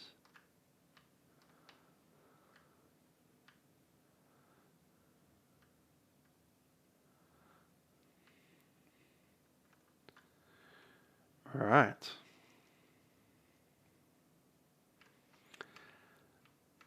Fine then.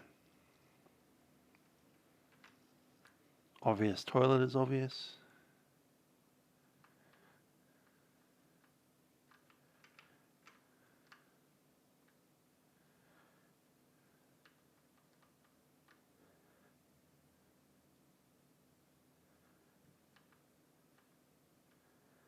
Good to see no one stolen the plane while we were away.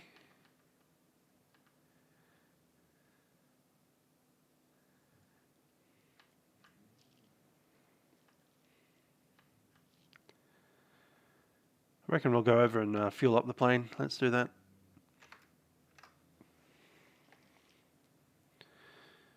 Okay, that's set.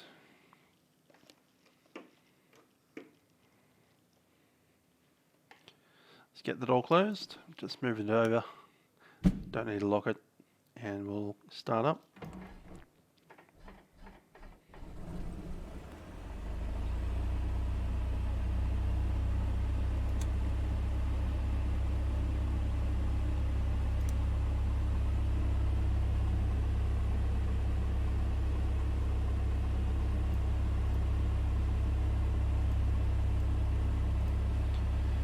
Cool, no need to make any broadcasts, we're just taxiing over to the fuel browser. Let's do that now.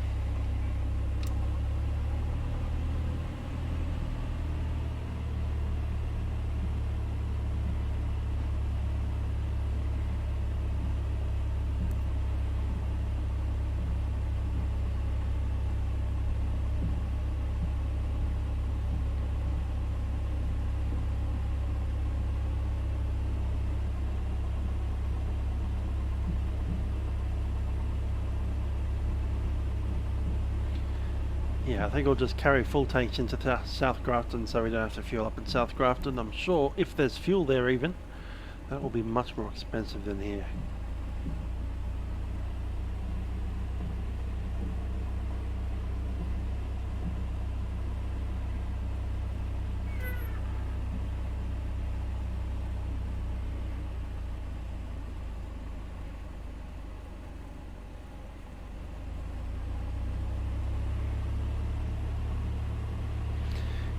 Good old avgas, 100 low level.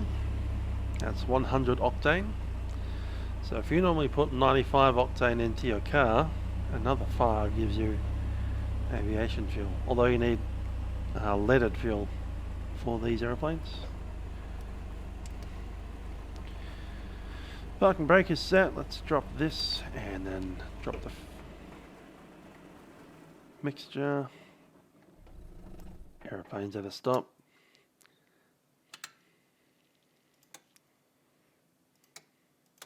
Leave that in. Cool. Let's jump out. And of course.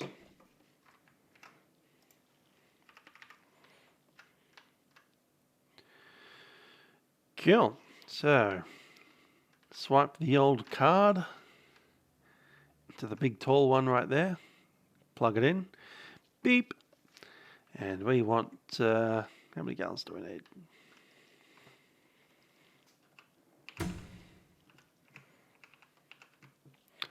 There we go.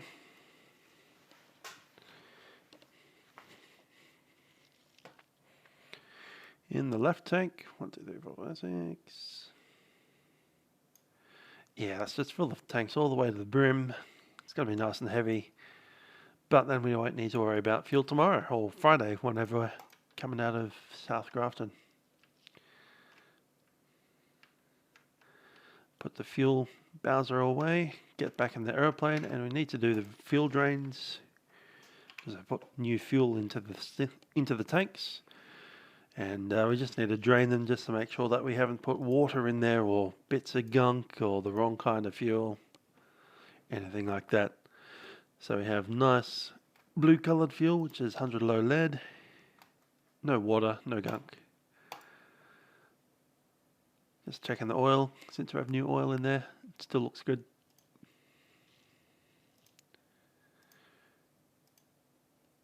Another fuel drain, all fuel. In the tanks, there we go, massively full tanks. And there's no water or any gunk in the bottom. I'm happy with that.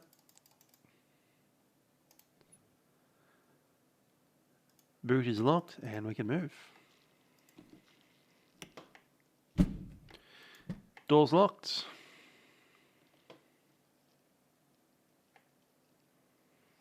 Just going to open that up. It's a bit warm.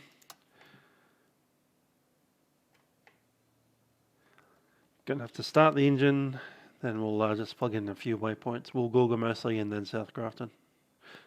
Yeah, Woolgoolga. That's fine. Woolgoolga is WGG. WGG. Mixture fully rich. Just crack it out. Pump's happy. Let's go. Yep, no one's around. Just checking. Cool. Clear prop.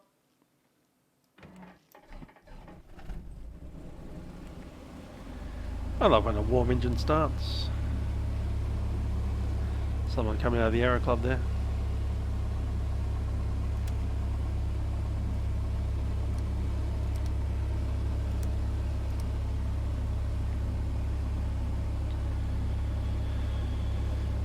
Yep, that looks fine.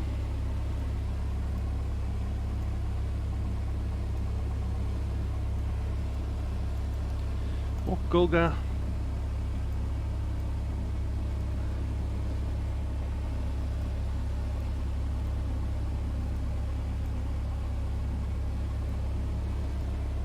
South Grafton. Done. Transponder into the altitude reporting mode. Done.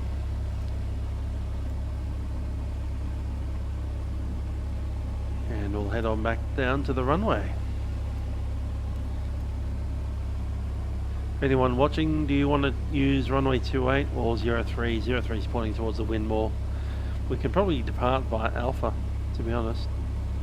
That's 2/3 of the runway, 2/3 of 2000.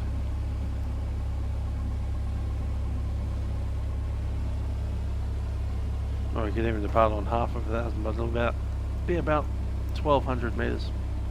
Plenty. Cool. Traffic Coffs Harbor, Hotel Tango Mike is a Piper Cherokee on the GA apron. We'll be taxiing out to runway 03 via the Echoes Charlie, Echo 2, Echo 1 Alpha, and departing via Alpha. Hotel Tango Mike.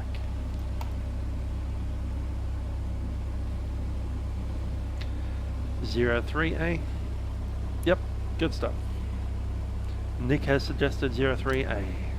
We will do it.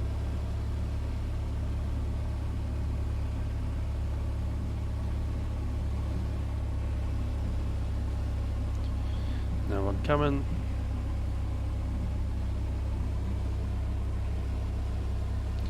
Have to do the full turnaround. There we go.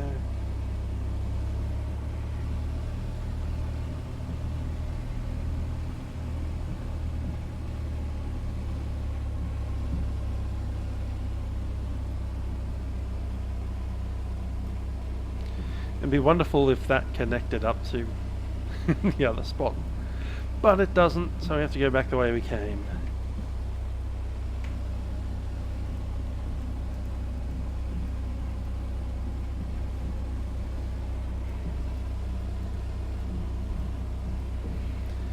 There's a Robo 22 in there. What a terrible machine those are.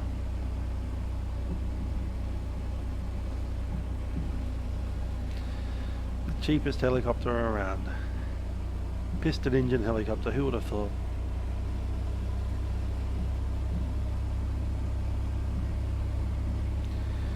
They're pretty popular though, and they are used as cattle rustlers. Most of their lives spent hovering around at about 20 feet above ground.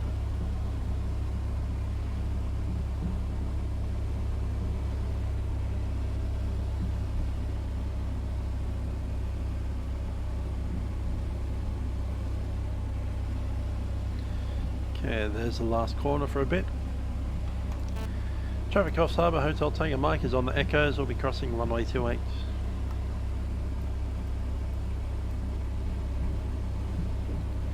Strobes are on.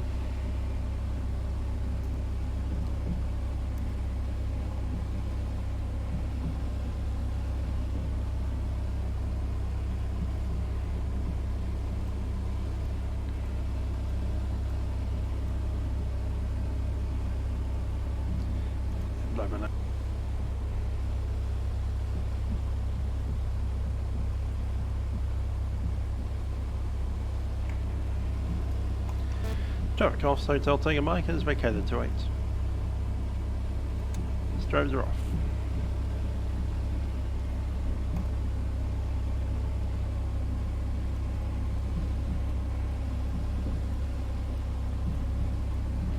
It is indeed quite crazy what they do with the R222s. You see those like cattle rustlers up in the Northern Territory doing like 10-knot hovers next to cows, make the cows run away.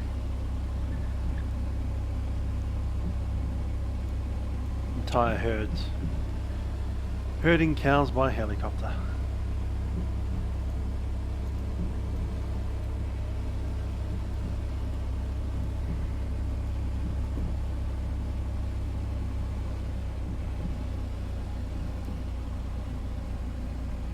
Okay, we're currently on the fullest tank.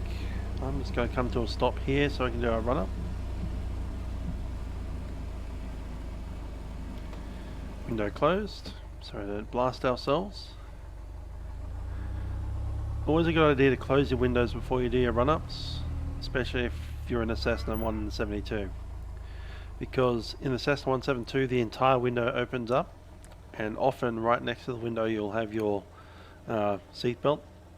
So if you run the engine to full, and you don't have your seat belt fully done up, it'll actually suck some of the seat belt out the window. I've done that myself, accidentally. It's not a pretty sight.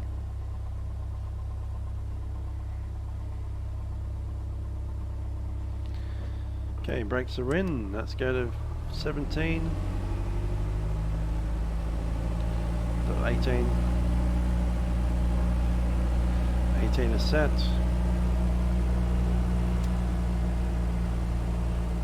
That's a good switch. That's another good switch. And the heat's working.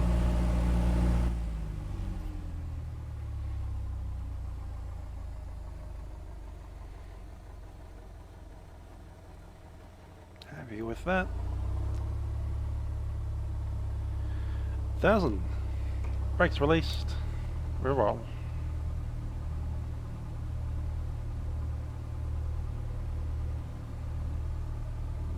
Yes, it is a very suspicious sample.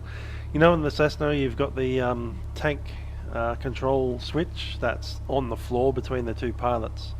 So one of the tests that we used to do with the Cessna 172 was that we'd taxi out on the right or the left tank, and then we'd switch to the other tank for the run up, and then we'd go to both for the takeoff. But to get down that far, you really needed to take your lap sash off because you just can't get to it. So you take your lap sash off, switch tank, your windows open, you go to 1800, and then off out goes the yeah, flapping around, hitting the window. Not cool.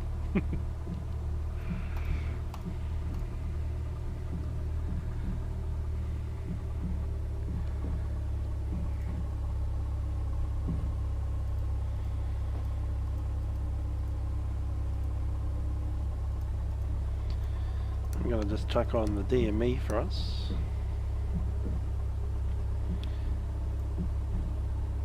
And the DME should be on 117.0.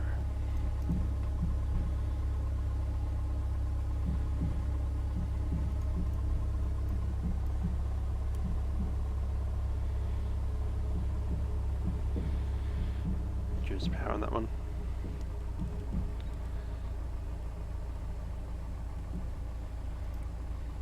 Done.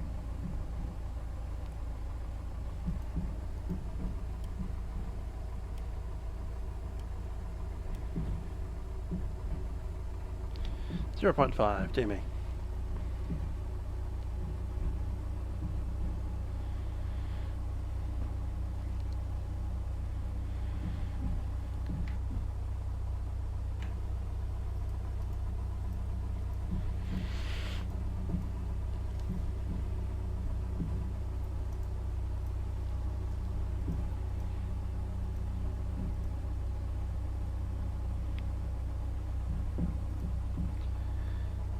Coming to a stop about there at random. Wanting to do a couple of before takeoff checks. Let's go 1000 RPM. I'm looking at a heading of 21. I'm not looking at a heading of 21 right there. That's about there, more like that. 03 is about here.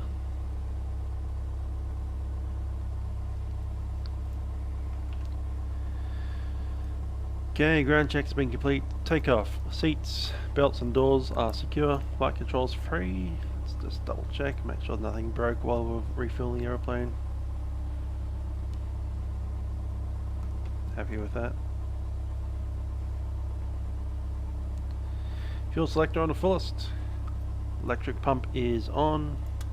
Strobes are in. Engine gauges should be in the green. They all are. Done.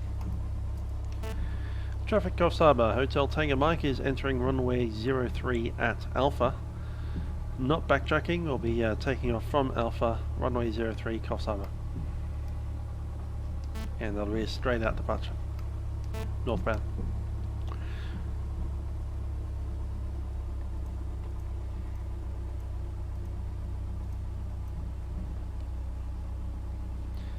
I can't wait to get a new voice codec in VATSIM. I've probably said that many times before.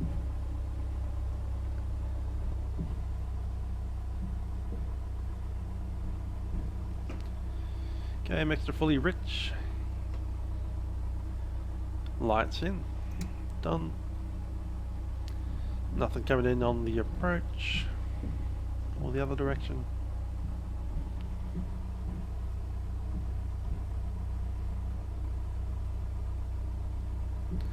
Let's roll.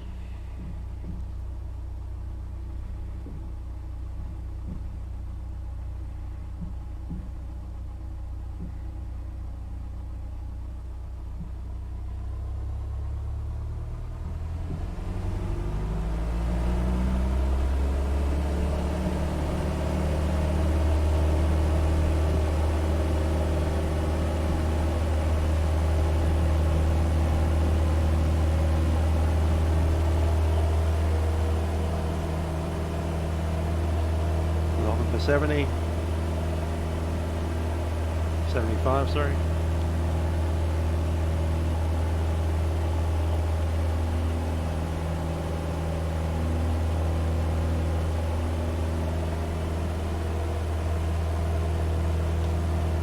By Coffs.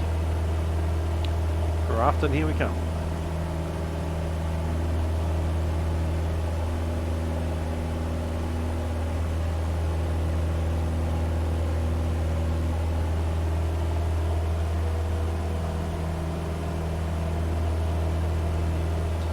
Head out over water, keep our noise print nice and away from the city.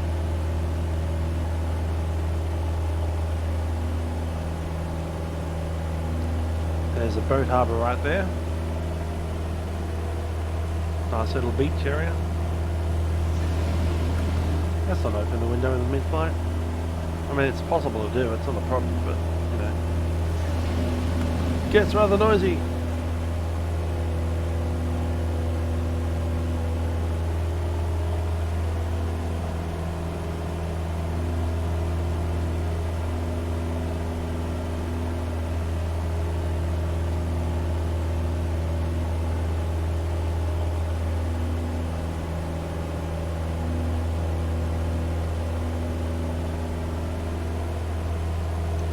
Traffic Coffs Hotel Tango Mike is about 1 mile offshore on the climb through 2000 Hotel Tango Mike.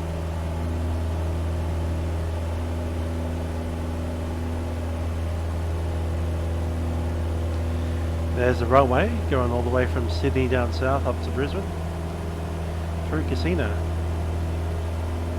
The Casino or Lismore, one of them. Both of them maybe.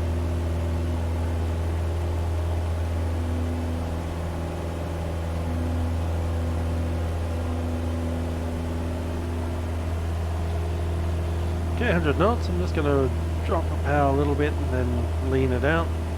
Keep that climb going to 2005, not far to go now, pushing it forward.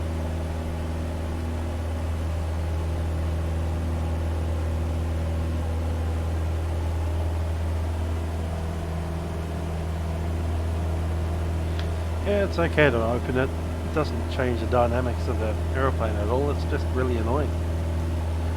And if you're carrying any papers like your VTC or anything, then good luck, good luck. Never lost anything out a window, but apart from my seatbelt. That's just disconcerting when it's ruffling around in your hand and you've got this massive window open. It's like, my VTC, which I purchased for $18, could very well leave the aeroplane.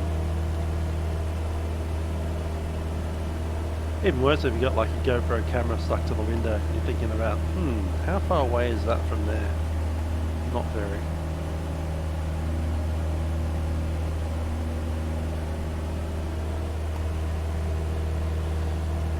Very clear Pacific Highway, dual carriageway heading on up north.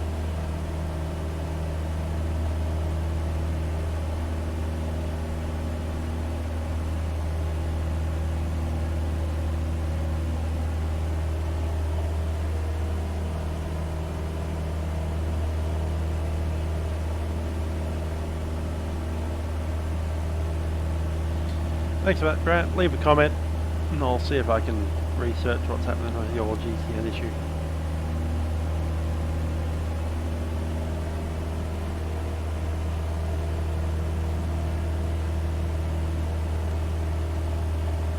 And have a good night. We'll catch you on Friday probably.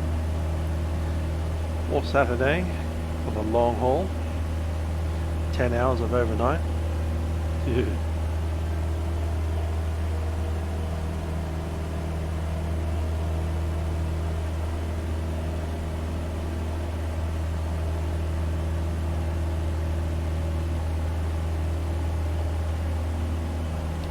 Random trees in the middle of the highway there, like on the median strip. It's pretty cool. Hi there, Jose or Jesse or whatever you want to call yourself. Nice to see you there.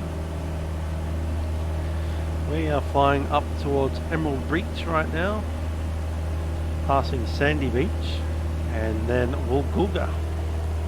After Woolgoolga we'll pass Sandy Beach. There's a little golf club right there, and after the golf club is a little town called Mulloway. A good friend of mine had a hobby farm up there in the late 80s and 90s, and I flew up there about 3 times in various types of aeroplanes, including Dash 8 Q300 and Boeing 737-300, and once on the BAE 146. Thanks, Matt.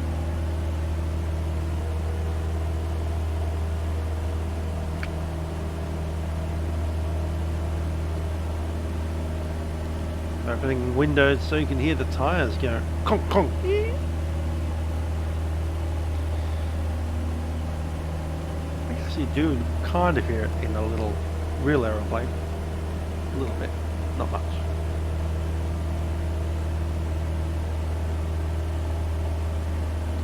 Weird sound. It's not like a screech. It's more like a sheer sheer.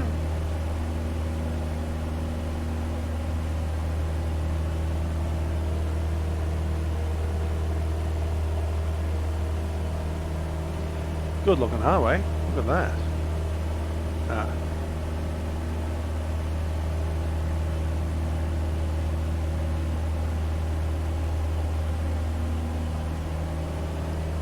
Sapphire Beach or Sandy? Can't tell. We're outside of the first one, definitely in the second. I'd say that was Emerald. We're coming up to Sandy. WGG being Woolgoolga. And it's been so long since I've been up here. It's about, I think, 1992, 93. That's a scarily long time ago. Last time I was up in Coffs Harbor. For real. Kind of lost touch with that friend. I don't think they live in Australia anymore. I think they moved to England to do a some kind of archaeology history-based degree. And when they moved to England, I kind of lost touch. No idea what's happening. So if Nick happens to be watching and remembers me from 1992 in Coffs Harbor and Mulloway, hi, how you doing? Do you have a Facebook? Look me up.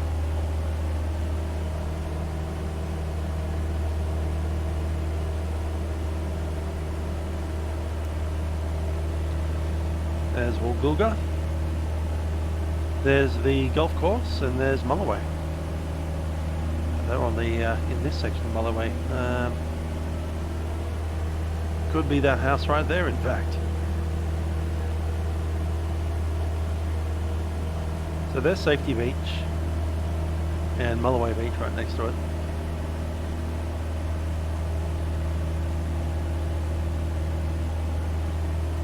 And then Arawara, which is the larger beach.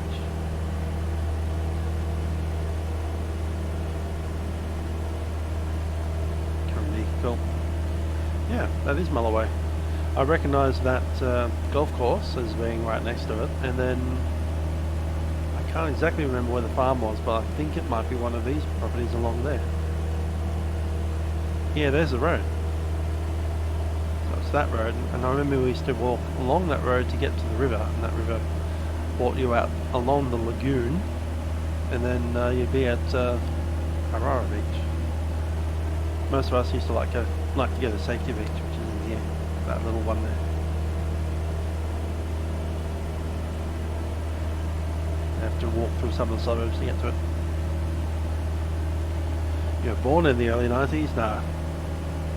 Nick W was born in, would have been 1981 or 2, maybe 3. I'm thinking 2. 82. Same year as me.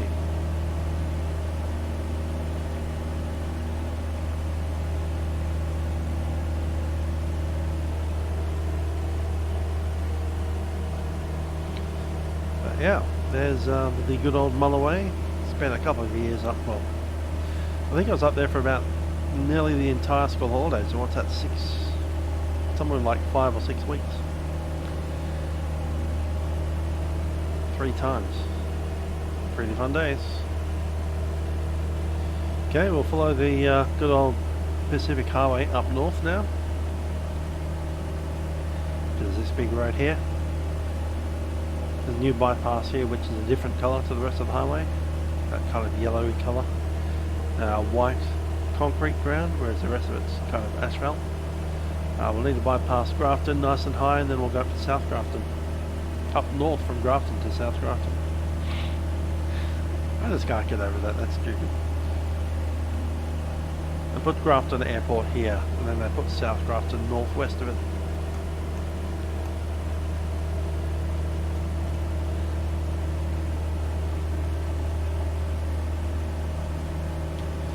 "23 miles. We do need to kind of track to the south at the moment. I'm going to just bounce over here. Aircraft going into Grafton will be flying pretty much straight down the highway, so we want to be well south at the moment. We'll continue along actually, and then track inbound.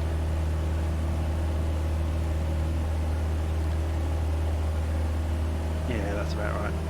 So currently facing almost northwest, and we'll continue on that heading straight through there. That'll hopefully clear us from the Grafton air, well, the approach at Grafton anyway. Just in case there's some random Rex Saab floating down. Much nicer weather than it was on Sunday. Look at that, no hands. And the airplane's just nice and steady. It's not flapping around like it was yesterday. The other day, sorry. The other day we were sitting on autopilot and it wasn't even managing to maintain within 30 degrees of make either direction. And today I'm just sitting on trim. I'm just flying straight like an arrow.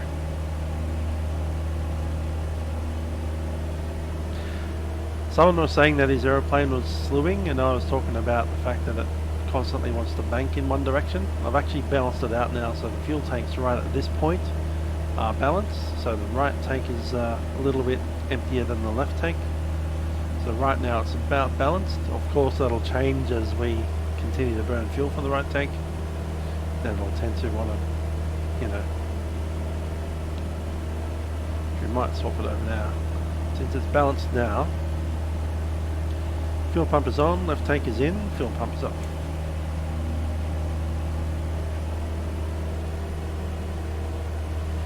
But other thing you have to realise with the Piper PA-28 is the aeroplane is not tracking down that centre.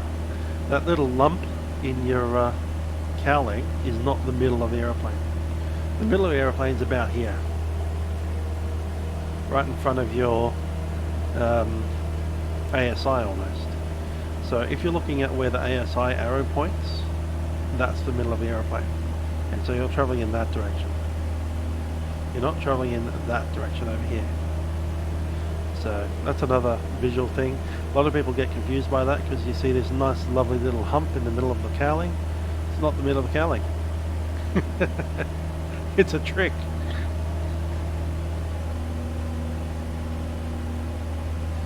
It's ever so slightly offset to the right of the cowling.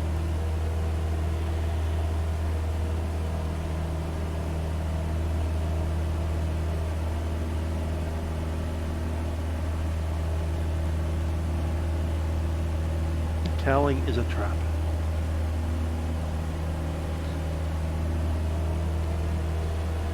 That's very nice. The highway kind of splits off into its dual carriageway over there, so just underneath the aeroplane it's almost single, like 2 lanes in each direction on a 4-lane section, but here it splits up a little bit more.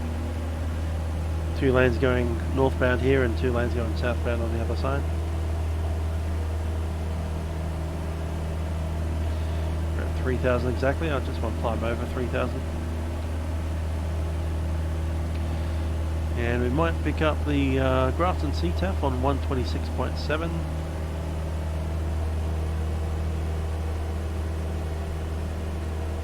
Which is the same for South Grafton.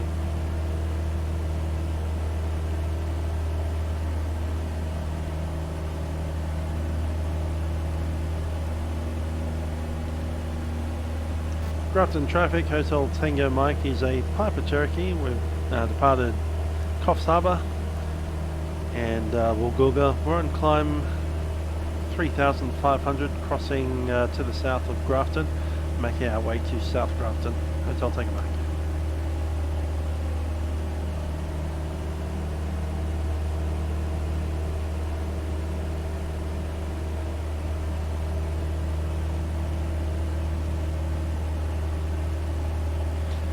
I do like this flat ground up here towards Grafton. Much nicer than those big chunky mountains that we were at the other day. Going into Tamworth.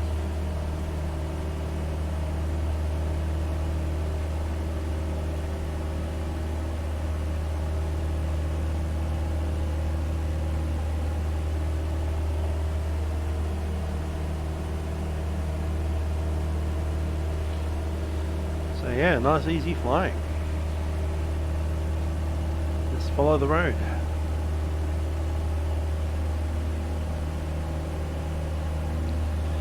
ETA is 22, we'll chuck it in with the flight procedure. Approach not available, so it doesn't have the runways, that's fine.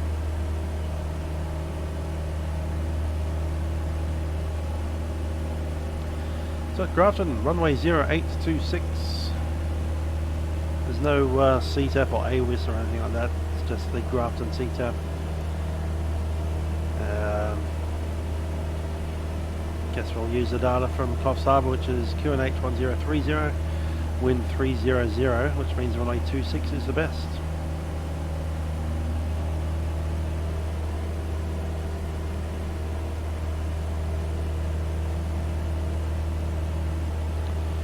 Yeah, it's also the worst because we need to do a full backtrack and then vacate the runway. How annoying.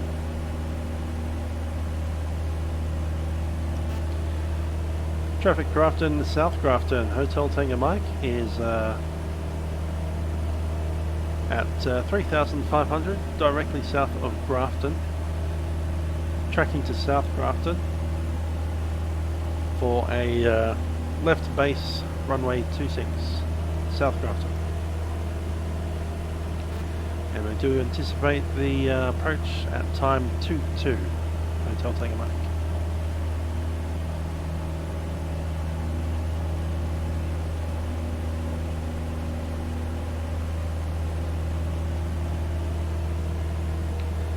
There's actual Grafton down there. Real Grafton, you might want to call it. Nothing much there, really. Not even sure that's an enhanced airfield, to be honest. Looks like some of the runway is being broken up by V2.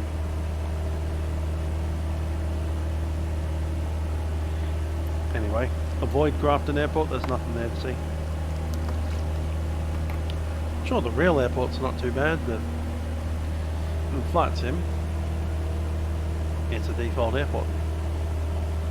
At least last time I checked. It's looking a bit weird, actually.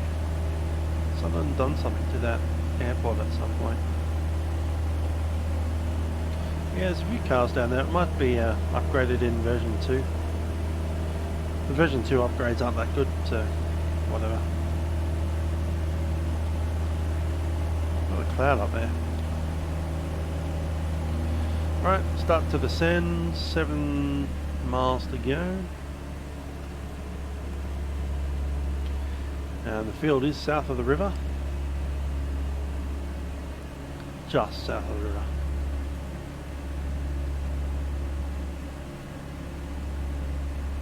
Here, I reckon. Yep, got it. Sound like the clappers. Carb heat is in. Mixture fully rich, and then that's doing the thing. Brakes are released. Undercarriage is fixed. Mixture is fully rich. Pump is on for landing. Fuel is set to the fullest tank. Instrument is set 1030, and seats and harnesses are secure.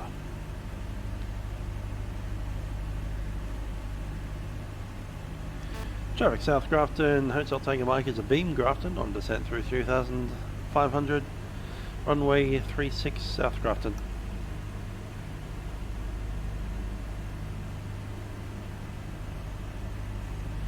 Point straight at the town. There's the runway. Pretty hard to see, it's just basically a gravel strip that's not painted anything. We're on a base. We might even do a precautionary flyover just to make sure that the windsock's pointed in the right direction and all that kind of stuff.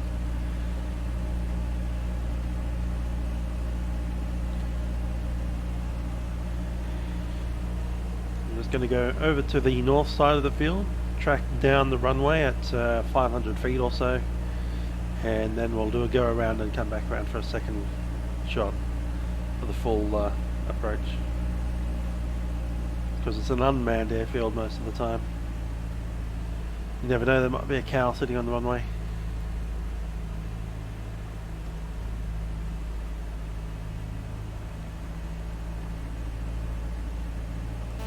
Traffic South Grafton, Hotel Tango Mike is on base, runway 36. We'll be doing a flyover at 500 feet and then the full circuit, Hotel Tango Mike.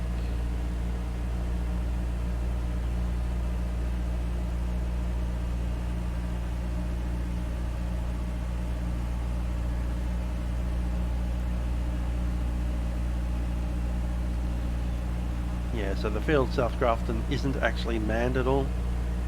There's no staff there full time. When we get there, we may be the only people there. Fortunately, it's not a very long walk from the field to the town. Just literally across the road there, and then you're in South Grafton.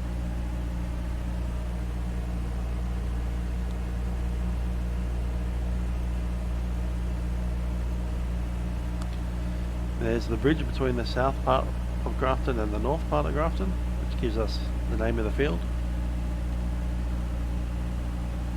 Golf course here. There's 1,000 feet. I'm going to keep it there for a minute.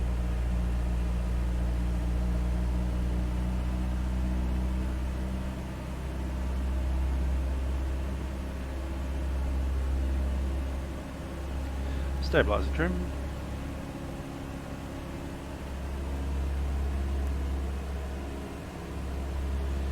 Cherokee South Grafton, Hotel Tiger Mike is turning final runway 26 for an overflight 500.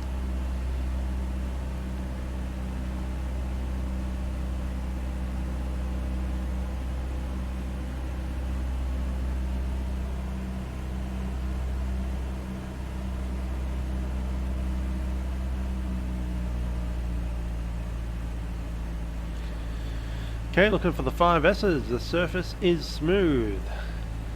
There's nothing soiling the runway. There's civilization right there. There's even an aeroplane on the ground. The slope is basically none. And there's nothing on the end of the runway. All good. Let's go around.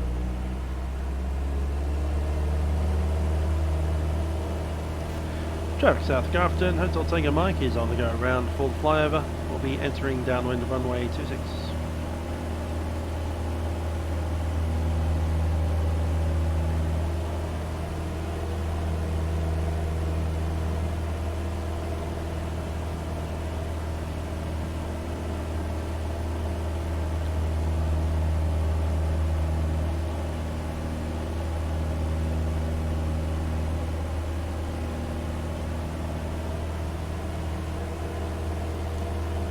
I'm not sure if this is the smallest runway we're doing for the tour, but it's pretty close. Certainly for this part in the eastern coast. I think there's two other runways that are smaller than this one. There's one in Tassie that we're doing, called Melaleuca Lagoon. And there's also one up in Northern Territory that we're going to go to, which is smaller than that. And possibly one of the runways over in the Torres Strait. But yeah, this is one of the top 5 smallest runways on the tour.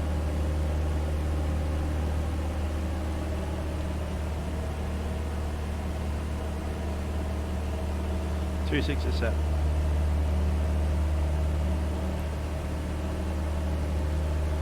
Traffic South Grafton, Hotel Tango Mike is downwind runway 26.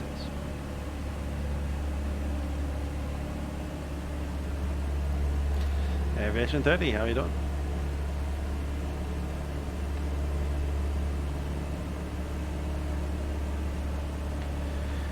Just got in on time to watch us land on the smallest runway that we have on the east coast, New South Wales. On this tour anyway. I'm sure there's others that are there, but we're at South Grafton. So that's a little airport to the northwest of Grafton. That's why it's called South Grafton. Because it's northwest of Grafton. Welcome to Australia.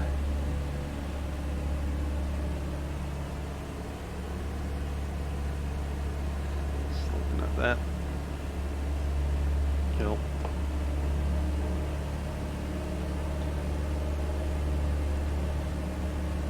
Yeah, that looks about right, I think. Cool. Yeah, we're within gliding distance. Not that we've got no glide, because it's the tiniest runway we've done. We've done the bumfish, yep. We did that on the first approach.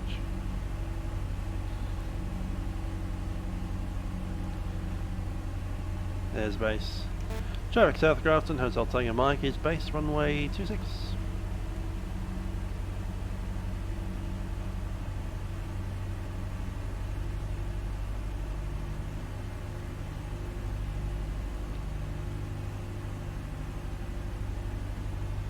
Gonna zoom in a bit. It's hard to see the runway. It's kind of really blending into the background there. I'm just aiming at the trees at the moment. There we go, got this field in sight. There's 2 stages of flap.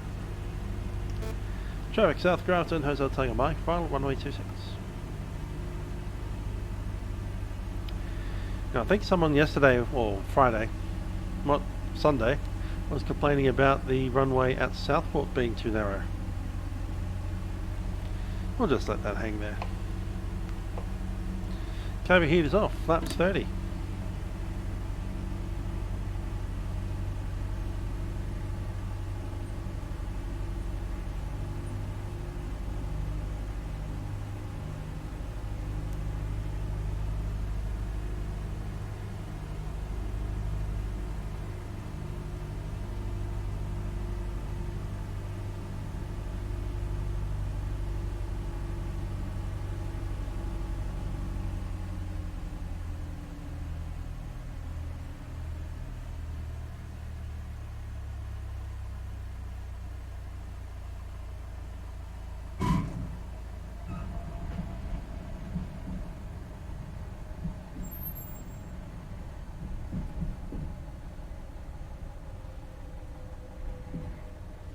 Now I do bumfish. Brakes, undercarriage, mixture fully rich, fuel to the thing. Actually I do bump fish with the BUMP FISH, especially in this aeroplane which has the fuel pump there, so P for pump. BUMP FISH.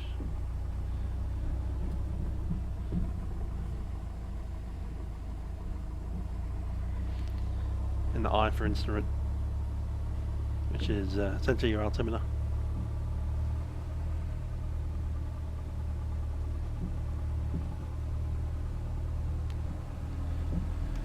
Traffic South Grafton, Hotel Tango Mike has landed runway 26. We'll be backtracking and we'll report clear. Hotel Tango Mike.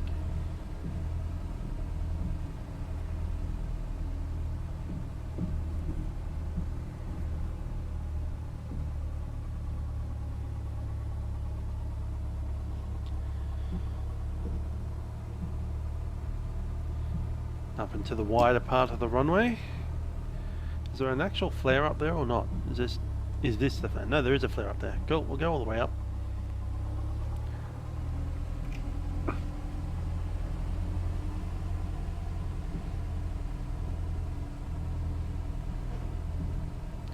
Gotta love the fact that the runway isn't even flat. In some parts there's like, I've got bank angle on the ground. There you go, we're flat again.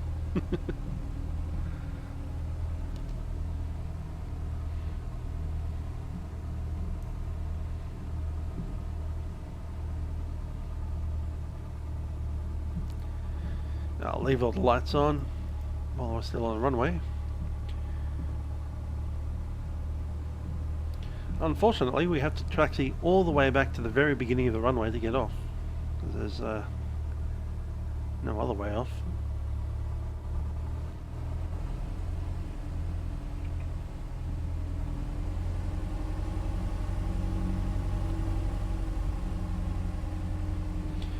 South Grafton traffic, Coastal Tango Mike, backtracking 26.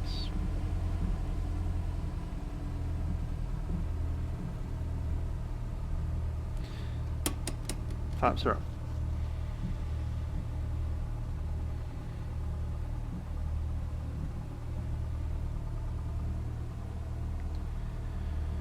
Cool.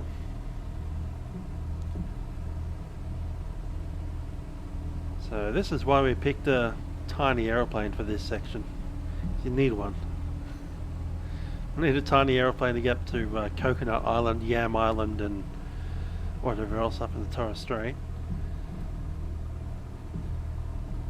And we also need a pretty small aeroplane to get to places like Maralinga and the Coburg Peninsula up in the Northern Territory.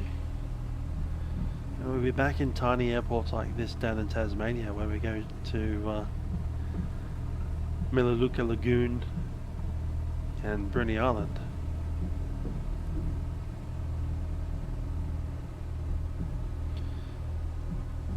So yeah, this is the first bona fide tiny airfield that we've been to today. This tour so far. Look at that, we've got a bank angle on the ground. Back in.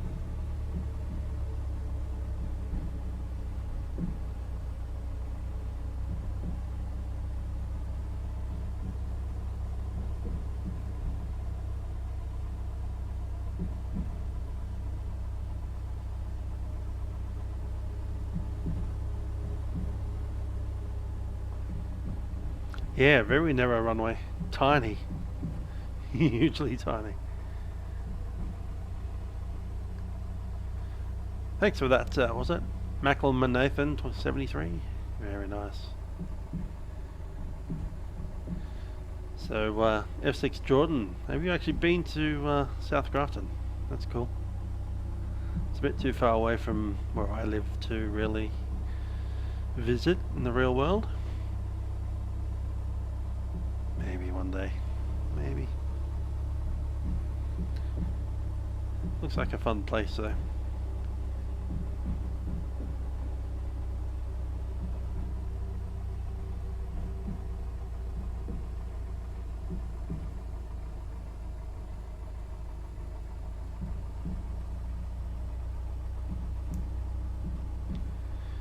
And off to the grass next to this, whatever that is.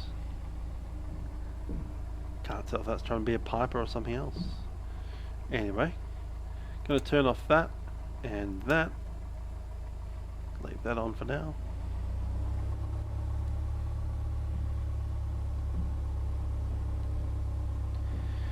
Weather looks pretty fine, so we'll just park it on the grass outside. There's your 126.7 on the roof there.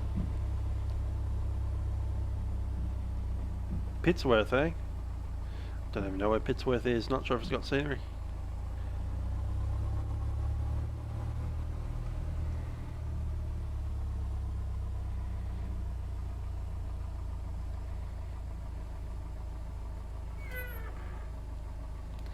Happy with that. Yep. Brake is in, 1000 RPM. Let's drop these.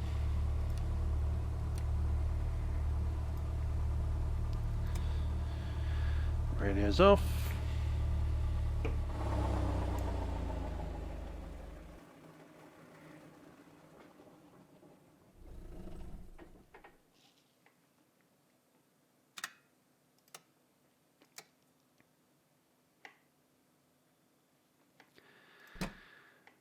Let's go and hit the road.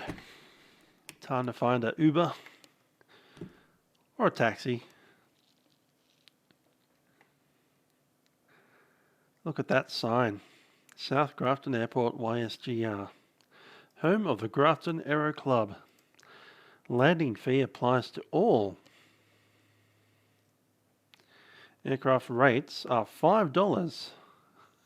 $5 per tonne pro rata.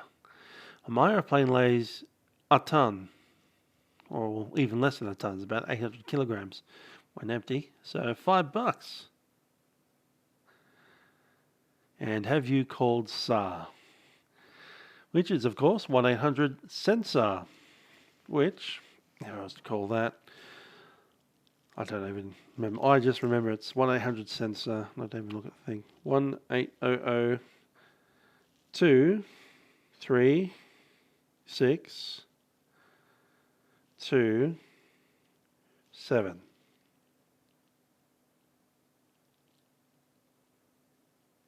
Is that right?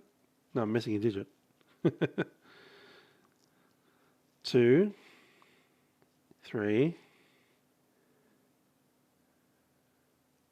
NSAR, isn't it? 6727. That's the one. 1-800-236-727 to cancel the Starwatch, if we had one. That's the real one, by the way. Don't actually call that unless you're in a real plane. South Grafton Airstrip. No entry. That's an airfield. Cool stuff. This is OZX, not Orbx. Just OZX. Freeware. let's jump out and put the plane to bed. Just doing the spinny thing. I know why. Got it. Cool. Not part of AU2, this is OZX, so freeware scenery. Even if you didn't buy anything, you'd still be able to get it. It'll be fine. It'll be sitting in a yellow desert, but it'll be fine. Closed. Tie downs, wheel chocks, and control lock. Empty the plane, and pilot cover is in. So yeah, OZX gives you this, completely free. Just download via the OZX 3.0, 3.1, 3.2, 3.3, 3.4, 3.5. I think this one's in the 3.0 or 3.1 or 3.2. It's in one of the first 3 links, 4 links, but it's not the 3.5.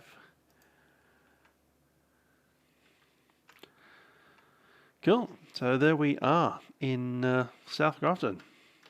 Harold Tanger Mike, quite happy sitting there on the grass. And as you can see from the scenery behind the airport, there's not much of a distance to go before you're in suburban housing. Not that suburban housing is particularly friendly. Random people's private houses, but, you know. Pick up a taxi, pick up a Uber, hitchhike, whatever.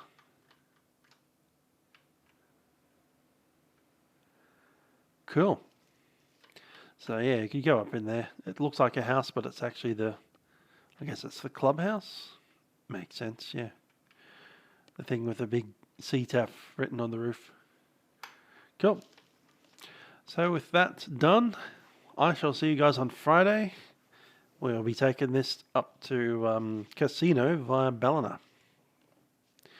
Not a particularly long set of flights, but it does put us in prime position for Sunday's event. Now, just a reminder, Sunday's event is VATPAC, Brisbane area GA flights. You should have Gold Coast Tower online. You should also have Sunshine Coast Tower online and Archerfield. You might even have Brisbane Approach. There's the event. 600 Zulu through to 1000 Zulu. So that's about 4 p.m. till 8 p.m. on Sunday coming up. GA Madness Brisbane. I'll be flying from Gold Coast up to the Sunshine Coast. I'm not sure if I'm hitting Archerfield Airport yet. I'll think about it. But we're definitely doing Gold Coast up to the Sunshine Coast.